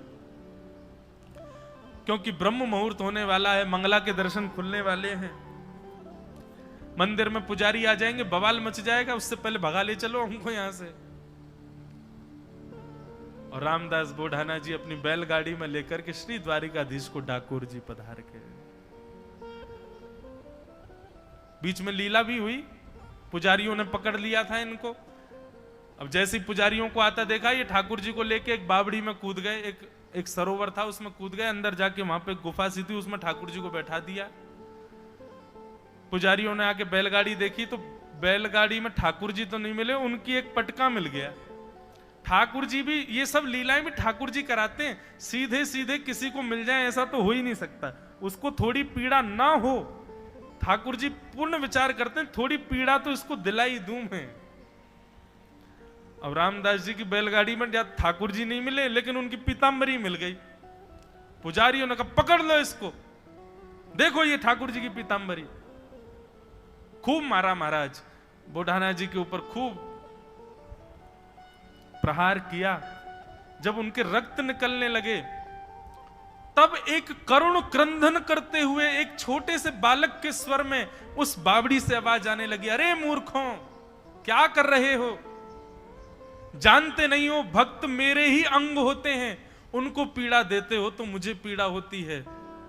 जब ये स्वर सुना, दौड़ करके पुजारियों ने जैसी बावड़ी में देखा तो बावड़ी में जो जल था उसका जल रक्त के रंग का हो गया था। पुजारियों ने कहा, अरे भैया ये बोढ़ाना जी नहीं लेके जा रहे हैं, ठाकुर जी इनके साथ जा रहे हैं, छोड़ दो। प्रणाम करके पुजारी सब वापस लौट गए। नीचे जाकर के देखा तो जहां जहां श्री रामदास जी को चोट लगी थी, वहां वहां ठाकुर जी के अंग पर भी दर्शन हो रहा था शोभ का। नेत्रों से नीर बहाने लगे, चरणों में मेरी वजह से कष्ट हो गया ठाकुर जी।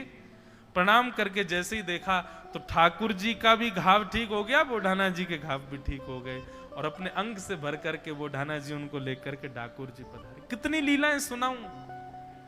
ठाकुर जी नियमों में रहते ही इसलिए हैं, तुम में हिम्मत हो तो तुड़वा लो। तुम्हारा प्रेम यदि उज्जवल होगा, श्रेष्ठ होगा, तो ठाकुर जी नियम तोड़ने के लिए ही नियम में बैठे हैं।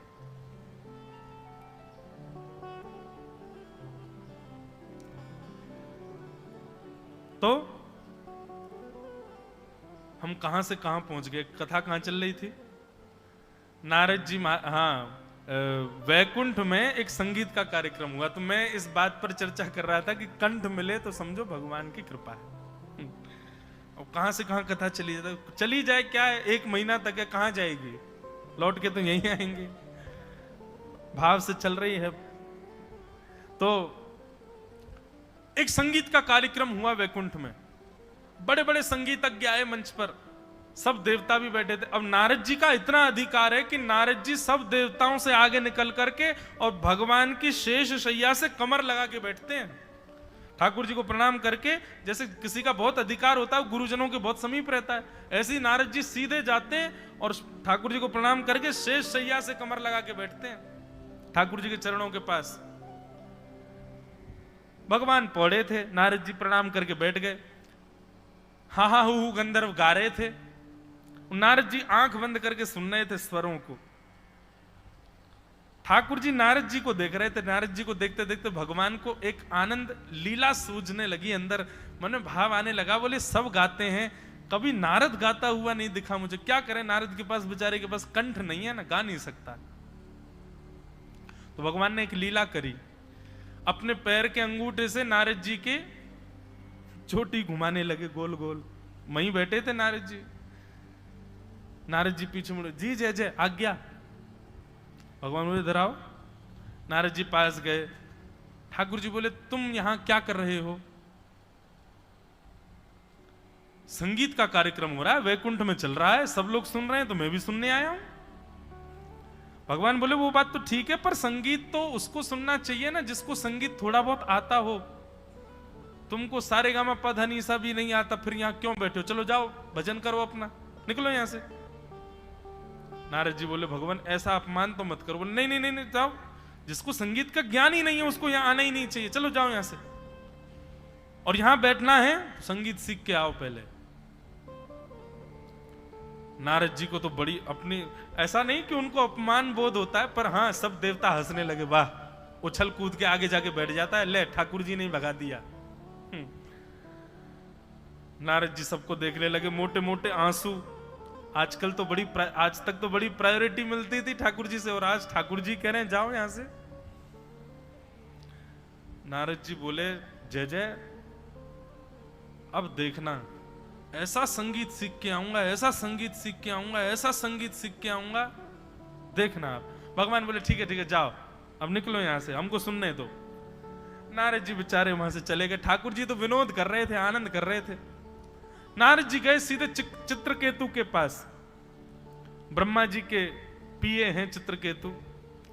चित्रकेतु के पास जाकर के नारद जी बोले, इस ब्रह्मांड में सबसे बड़ा संगीत का उद्गाता कौन है, सबसे बड़ा संगीत का ज्ञानी कौन है, उसका पता बताओ, मैं सीखने जाऊंगा। चित्रकेतु ने नेत्र बंद करके देखा, कहा, बोले हिमालय पर्वत के ऊपर चोटी पर एक वृक्ष है, जहां पर भयानक भीषण सर्दी पड़ती है, वहां उस वृक्ष के ऊपर एक उल्लू बैठा है, वो उल्लू संगीत का सबसे बड़ा ज्ञानी है, जाइए। नारद जी महाराज हिमालय पर आ गए। उल्लूखल उल्लू के पास बैठे, बोले गुरुदेव हमको संगीत सिखाओ। और महाराज उस भयावह सर्दी में नारद जी महाराज ने 2000 वर्ष तक उस उल्लू से संगीत की विद्या को ग्रहण किया, संगीत सीखा। केवल किस लिए? ठाकुर जी को रिझाने के लिए। 2000 वर्ष तक संगीत सीखा। जैसे ही प्रणाम करके जाने लगे तो उल्लू महाराज बोले, सुनिए, अपने संगीत को थोड़ा और तराशने के लिए ना कुछ समय आप महादेव के पास जाओ, कुछ दिन महादेव से भी संगीत सीखो। ठीक है। और 1000 वर्ष के लिए फिर नारद जी महाराज महादेव के पास गए, वहां संगीत सीखा। 3000 वर्ष साधना की संगीत की। और महादेव के यहां सीखने के बाद एक दिन महादेव ध्यानस्थ बैठे थे और नारद जी महाराज के स्वर को सुनकर के बस उन्होंने प्रसन्न होकर के आशीष दे दिया, वाह बहुत सुंदर। बस महादेव बहुत सुंदर बोलते हैं, उसके बाद क्या करना। 1000 वर्ष वहां साधना सीखने के बाद नारद जी बोले, अब सुनाऊंगा ठाकुर जी को, मुझे भगा दिया था वहां से। अच्छा, ये कोई प्रतिस्पर्धा या ईर्ष्या नहीं, ये प्रेम जहां प्रेमी होते हैं वहां ऐसी बात हो जाती है ना। नारद जी बोले, मुझको भगा दिया था सभा से, तुम जानकार नहीं हो, अब देखना ऐसा गाऊंगा, ये हा हु गंधर्व भी मेरे सामने नतमस्तक हो जाएंगे। अरे सरस्वती का स्वर भी मेरे सामने फीका लगने लगेगा। ठाकुर जी के प्रति थोड़ी सी लड़ाई झगड़े की भाव आ जाए, यहां तक तो ठीक था, पर हा हु गंधर्व और सरस्वती, इनके प्रति जो ईर्ष्या का भाव आया, ठाकुर जी को यह प्रिय नहीं था। भगवान बोले, नारद श्रेष्ठ तो हो गया, लेकिन ईर्ष्या आ गई इसके चित्त में। भगवान बोले, एक लीला करते हैं। और तभी नारद जी महाराज वैकुंठ जा रहे थे तो रास्ते में एक सुंदर नगर पड़ा, बड़ा सुंदर। वहां के लोग इतने सुंदर कि एक किसी भी व्यक्ति को देख लो उसी को देखते रह जाओगे, इतने सुंदर। लेकिन हर व्यक्ति में एक कमी, किसी की एक उंगली नहीं है, किसी के एक पाम नहीं है, किसी का एक हाथ नहीं है, किसी की एक आंख नहीं है, किसी का एक कान नहीं है, हर व्यक्ति अपंग उस नगर में। नारद जी महाराज बोले, कितनी सुंदर नगर, मैं 3000 वर्ष की साधना में गया, एक नया नगर ही बन गया, लेकिन भैया इस नगर में सब लोग अपंग जैसे क्यों हैं? एक भी व्यक्ति परिपूर्ण नहीं है। नारद जी ने एक भैया को रोका, सुनो, ये कौन सा नगर है और इस नगर के लोग इतने सुंदर हैं, मेरी तो नजर ही नहीं हट रही है, पर मेरे मन में संशय आ रहा है कि आप सब लोगों के हाथ पांव और ये हाथ पैर अपंग क्यों हैं? वो कहने लगे, अरे भैया बस पूछो मत, इस नगर का नाम है संगीत, और हम लोग जो तुमको दिखाई दे रहे हैं ना, हम संगीत की सब राग रागिनियां हैं। मैं भीमपलासी राग हूं, वो जो बिना पैर के घूम रहा है ना बेचारा लंगड़ा सा, वो भैरव राग है, वो भैरवी राग घूम रहा है वहां पे, उसकी एक हाथ नहीं है। ये सारे राग रागनियां हैं। वो देखो यमन बेचारा बिना, क्या बोलते हैं उसको, हमारे यहाँ क्या बोलते हैं, बैसाख, कौन सी बैसाख है, बैसाखी, देखो बैसाखी लिए चल रहा है यमन राग। बैसाखी समझते हैं?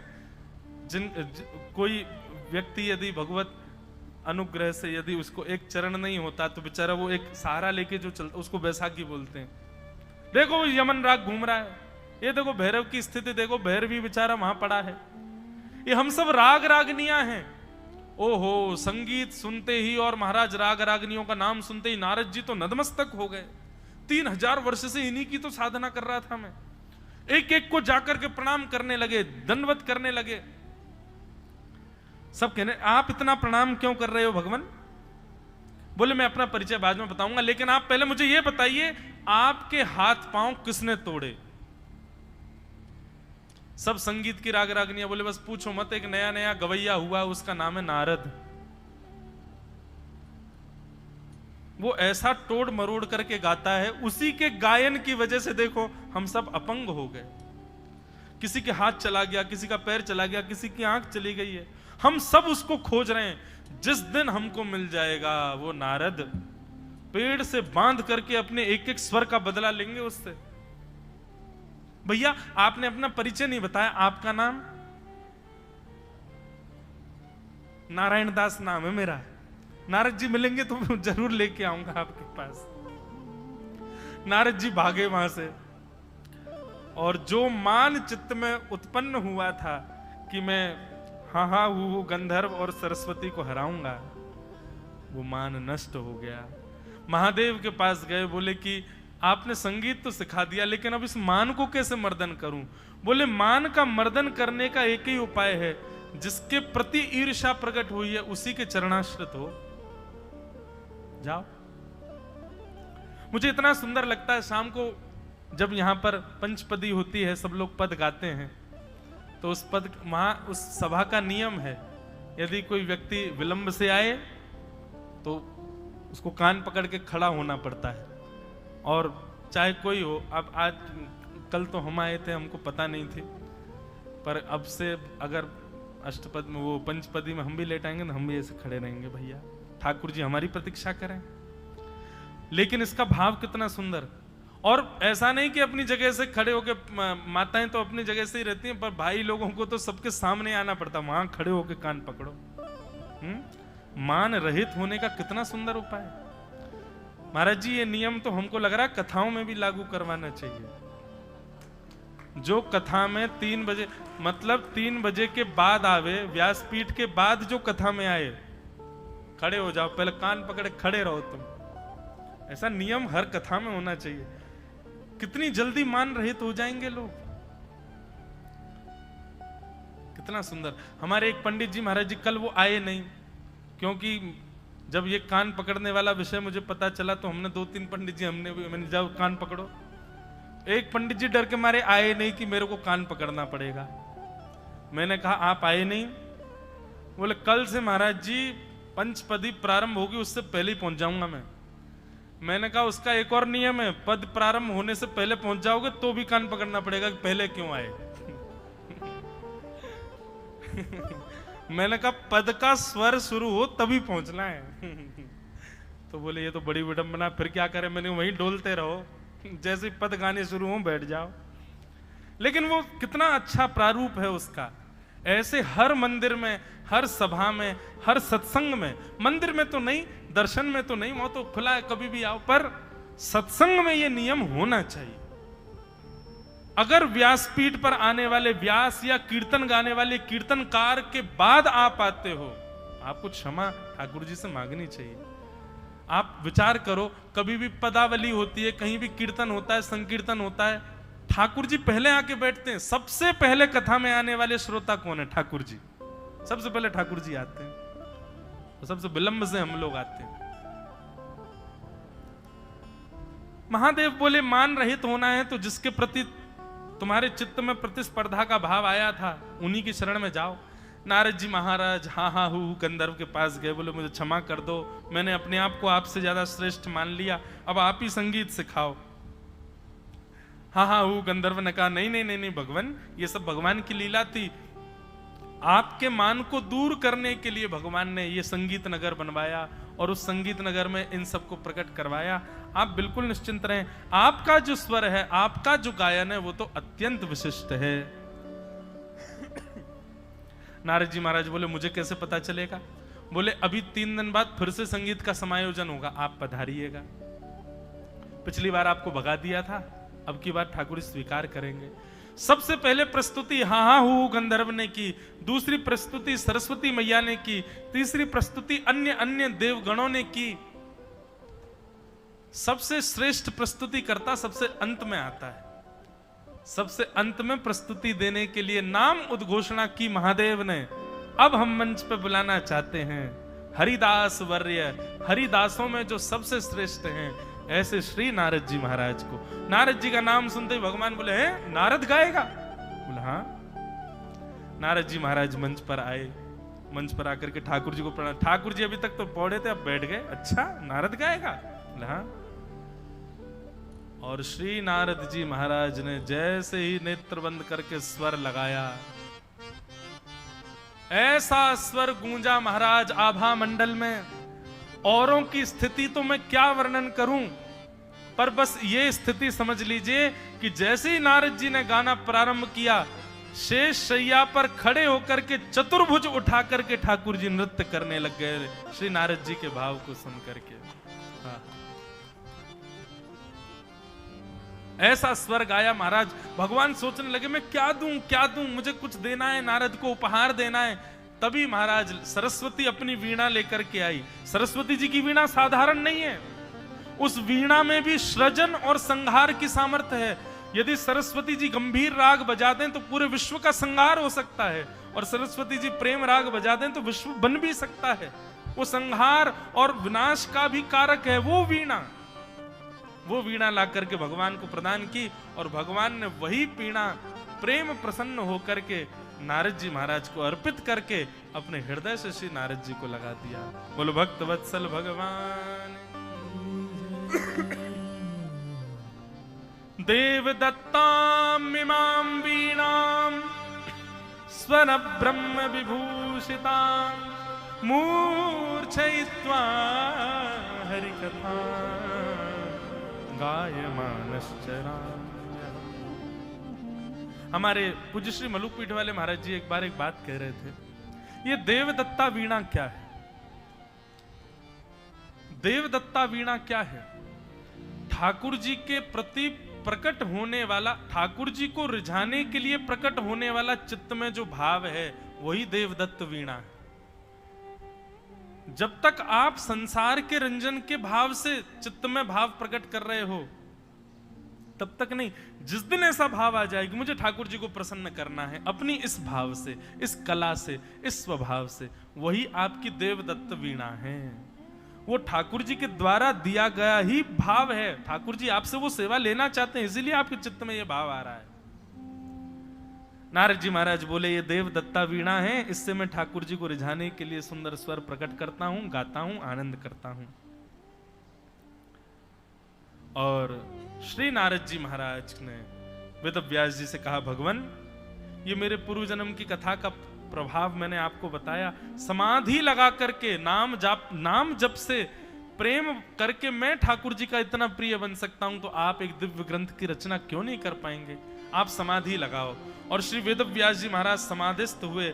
समाधि लगा करके श्री वेद व्यास जी महाराज ने ठाकुर जी के मधुर प्रेममय लीलाओं का चिंतन किया, और लीलाओं का चिंतन करने के बाद जब नेत्र खोल करके देखा तो सामने एक सुंदर संहिता तैयार हो गई। उसी ही संहिता का नाम क्या है? श्रीमद् भागवत महापुराण। बोलो भागवत महापुराण की जय। सम्यक हितम यासा संहिता, जो सबका हित करे वो है संहिता। ऐसी सुंदर संहिता का तैयार निर्माण किया। किस भाव से किया? भक्ति योगे न मनसी सम्यक प्रणिहिते मले अपश्यत पुरुषम पूर्वम माया च तदपाश्रयाम अनर्थोपशमं साक्षात् भक्ति योगमदुक्षजे लोकस्य जानतो विद्वान् चक्रे सात्वत संहिता। एक सात्वत संहिता का तैयार निर्माण किया जिसका नाम श्रीमद् भागवत हुआ। लोकस्य जानतो विद्वांस, लोक हित के लिए। और लोक हित किसमें है? लोक हित इसी में है कि लोक और इस लोक में रहने वाले समस्त प्राणी ठाकुर जी से प्रेम करें, ठाकुर जी के प्रति श्रद्धा, ठाकुर जी के प्रति आस्था, ये तो सबकी प्रकट हो जाती है, परंतु लोक हित इसी में है कि आप ठाकुर जी को प्रिय दृष्टि से देखो और उनके प्रति प्रेम भाव रखो। ऐसा प्रेम भाव आप सबके और मेरे चित्त में प्रकट हो, इसी के लिए वेदव्यास जी ने श्रीमद् भागवत की रचना की। अब भागवत की रचना के पश्चात वेदव्यास जी ने मन में विचार किया, घर घर में जन जन तक इसको कैसे पहुंचाया जाए। तब उन्होंने अपने ही पुत्र श्री सुखदेव जी का स्मरण किया, जो कि हिमालय पर जाकर के भजन कर रहे थे। बालकों के द्वारा वेणु गीत का एक श्लोक याद करवा करके भेज दिया। उस वेणु गीत के श्लोक को सुनकर के श्री सुखदेव जी महाराज अत्यंत व्याकुल हो गए ठाकुर जी की प्राप्ति के लिए, और व्याकुल स्थिति में अपने पिता के चरणों में आके प्रणाम करके बोले, भगवान ये वरहा पीड़म नटवर वपुः कर्णयो कर्णकारम, ये मोर मुकुट पहनने वाले, मकराकृत कुंडल पहनने वाले, वंशी का नाद करने वाले, ये इस श्लोक में दिखने वाले जो बालक है, ये कौन है? ये परब्रह्म है। और ये अगर ये परब्रह्म है तो फिर अपनी ब्रह्मता का त्याग करके इतने बालकों जैसी हरकत कैसे कर रहा है? ये अपनी प्रभुता भूल करके इस प्रकार ब्रजमंडल में, वृंदावन में लीला कर रहा है। ठाकुर पिताजी, मुझे इनके बारे में जानना है, कृपा करके मुझे इनका विस्तार से वर्णन सुनाओ। तब वेदव्यास जी महाराज ने अपने पुत्र श्री सुखदेव जी महाराज को, ऐसा भाव आता है परीक्षा के लिए उनको जनक जी के यहाँ भेजा गया, आदि आदि क्रम हुए। सामान्य कथाओं में इनका खूब विस्तार किया, इसलिए यहाँ उन कथाओं का विस्तार करें जो सामान्य कथाओं में नहीं कर पाते। सुखदेव जी महाराज को भागवत सुना करके कहा, पुत्र अब इसका प्रचार करो। सुखदेव जी महाराज वही भागवत की गाथा लेकर के गंगा के तट पर गए। वहां एक प्यासा मिला जिसका नाम था परीक्षित, और उसी परीक्षित को श्री सुखदेव जी महाराज ने सप्ताह 7 दिन तक कथा सुनाई। पहले दिन मैंने एक बात स्पष्ट की थी बंधुओं, कथा 7 दिन नहीं सुनानी थी परीक्षित को। परीक्षित के पास दिन ही 7 थे, तो कहां जाते? उनकी आयु ही 7 दिन की थी। यदि उनको 1 महीना में मृत्यु का श्राप मिलता तो शायद सुखदेव जी के प्रवचन 1 महीने तक ही चलता। भागवत कथा की कोई अवधि नहीं होती बंधुओं, कितने दिन सुनो। अब जिस गति से अभी हम लोग चल रहे हैं, इस गति से तो चातुर्मास की कथा करवाओ, तब जाकर के कृष्ण जन्म होगा। महाराज जी आज्ञा कर रहे हैं, कराओ चातुर्मास और कराओ इनके। महाराज जी, और ये बात सत्य कह रहे हैं, हम गायत्री जब कर रहे थे उसी समय ऐसा एक दृश्य दिखा कि एक बार चातुर्मास के लिए आए हैं और यहां बैठ के कथा सुना रहे हैं। अब ये हमारे घर वाले सुन रहे होंगे तो डंडा लेके बैठे होंगे, आने दो इसको, 4 महीने कथा करेगा।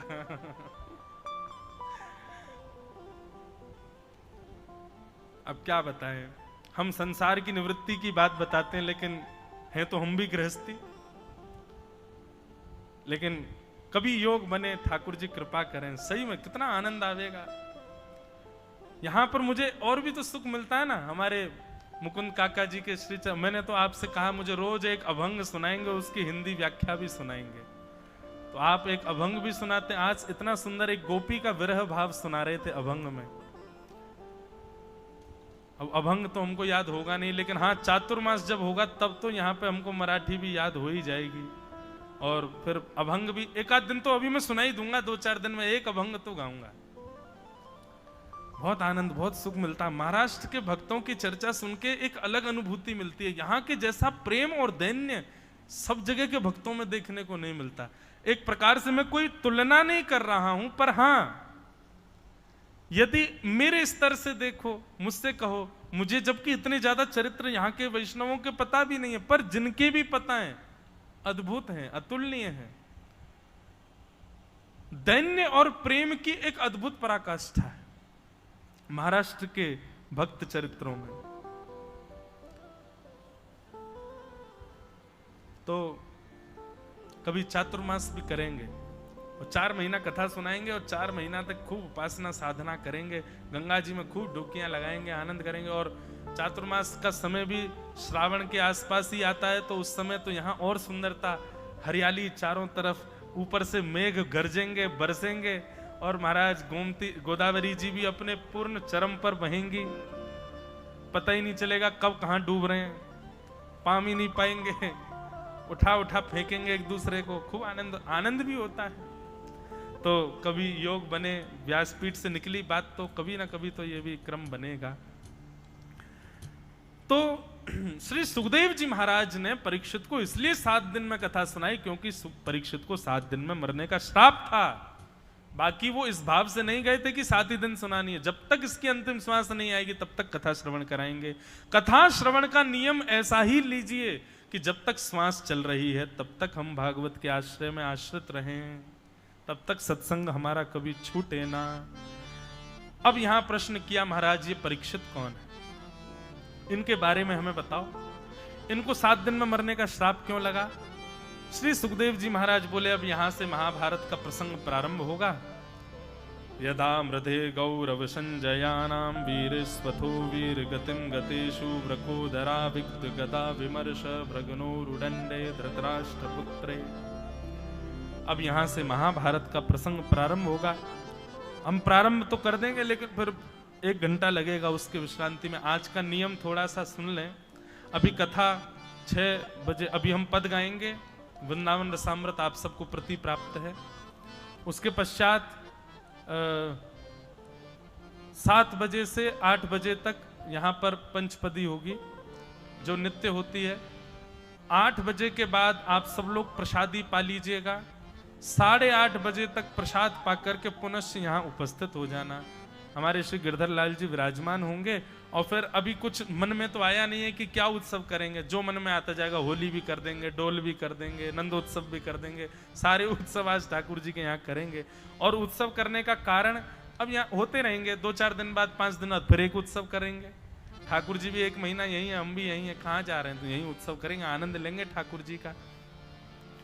बंधुओं, ये जो पद आपको प्रति प्राप्त हुई है 15 अप्रैल 2023 को, महाराज जी ये पद की विशेषता ये है कि अभी वृंदावन में खूब वैष्णव इसको गाते हैं। लगभग वृंदावन आने वाले हर वैष्णव इसका पाठ करते हैं। और ये एक वर्ष पूर्व गांधी धाम में हमारी वृंदावन रसामृत के विषय पर 4 दिन की चर्चा थी। और उस 4 दिन की चर्चा में महाराज जी बस कथा में मंच पर जाने से पहले मन में भाव आया कि कुछ हमारे वृंदावन के 7 प्रमुख निधि हैं, 7 निधियां हैं वृंदावन में, उन 7 निधियों को केंद्र में लेकर के कुछ लिखना चाहिए। और तब बस ठाकुर जी हमारे लाल जी की कृपा से इस पद की रचना हुई। और इसकी पदना रचना हुई, फिर तो खूब गाया लोग, अब आज भी खूब वृंदावन में गाते हैं। और हम अपनी हर कथा के हर दिन विश्राम में इस पद को ही गा करके कथा विश्राम करते हैं। अभी यहाँ 4 दिन से नहीं गा रहा था तो अटपटा भी लग रहा था, क्योंकि हर कथा का विश्राम इसी पद से ही होता है। पर आज इसको 1 वर्ष हुआ है।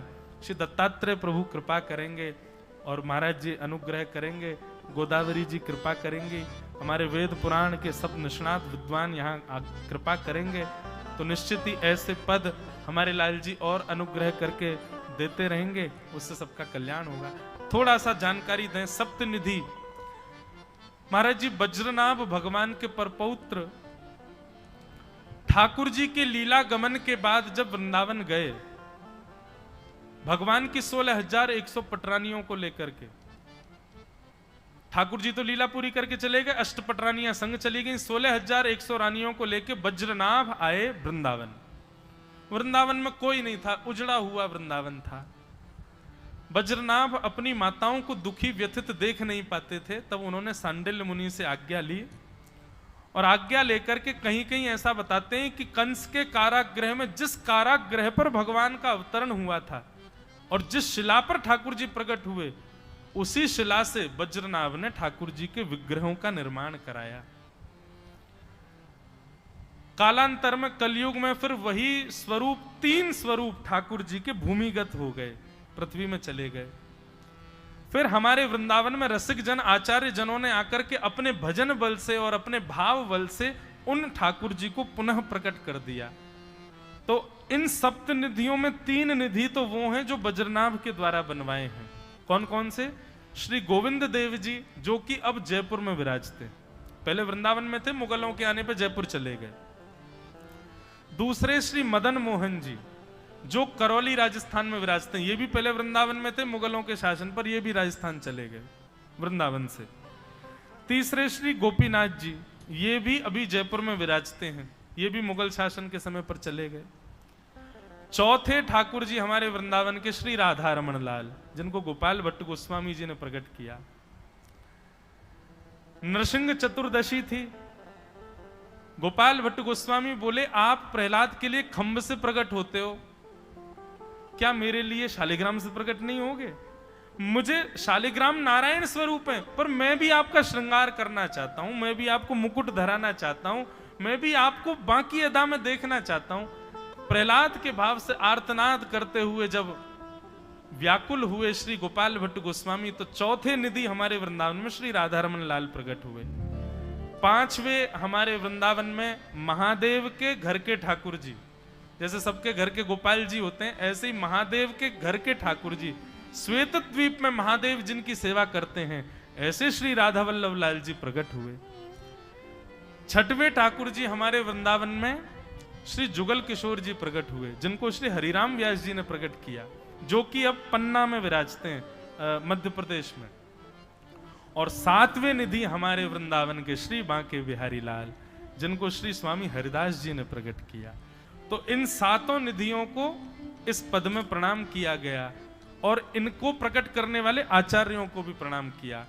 और 8वीं पंक्ति में जिनकी कृपा से ये पद प्रकट हुआ है, ऐसे हमारे लाल जी जो आज आएंगे, उनको प्रणाम किया गया, उन्हीं की कृपा से ये पद निर्माण हुआ है। सब लोग बड़े प्रेम और भाव से गाओ। आज वृंदावन आ रहा है, पद में कथा में आज वृंदावन आ रहा है, तो अब सुन जो, कल से वृंदावन ही वृंदावन चलेगा। 1 महीना पर्यंत पूरे वृंदावन की लीलाएं सुनेंगे। सब लोग भाव से मेरे साथ में गाओ। श्यामा हृदय कमल सो प्रगट्यो, श्यामा हृदय कमल सो प्रगट्यो, श्यामा हृदय कमल सो प्रगट्यो, श्यामा हृदय कमल सो प्रगट्यो, और श्याम हृदय कुभार वृंदावन चारो वृंदावन चारो हे श्री वृंदावन मेरो वृंदावन, वृंदावन मेरो वृंदावन, श्यामा हृदय कमल सो प्रगट्यो, श्यामा हृदय कमल सो प्रगट्यो, श्यामा हृदय कमल सो प्रगट्यो, श्यामा हृदय कमल सो प्रगट्यो, और श्याम हृदय कुभार वृंदावन प्यारो वृंदावन, हे श्री वृंदावन मेरो वृंदावन,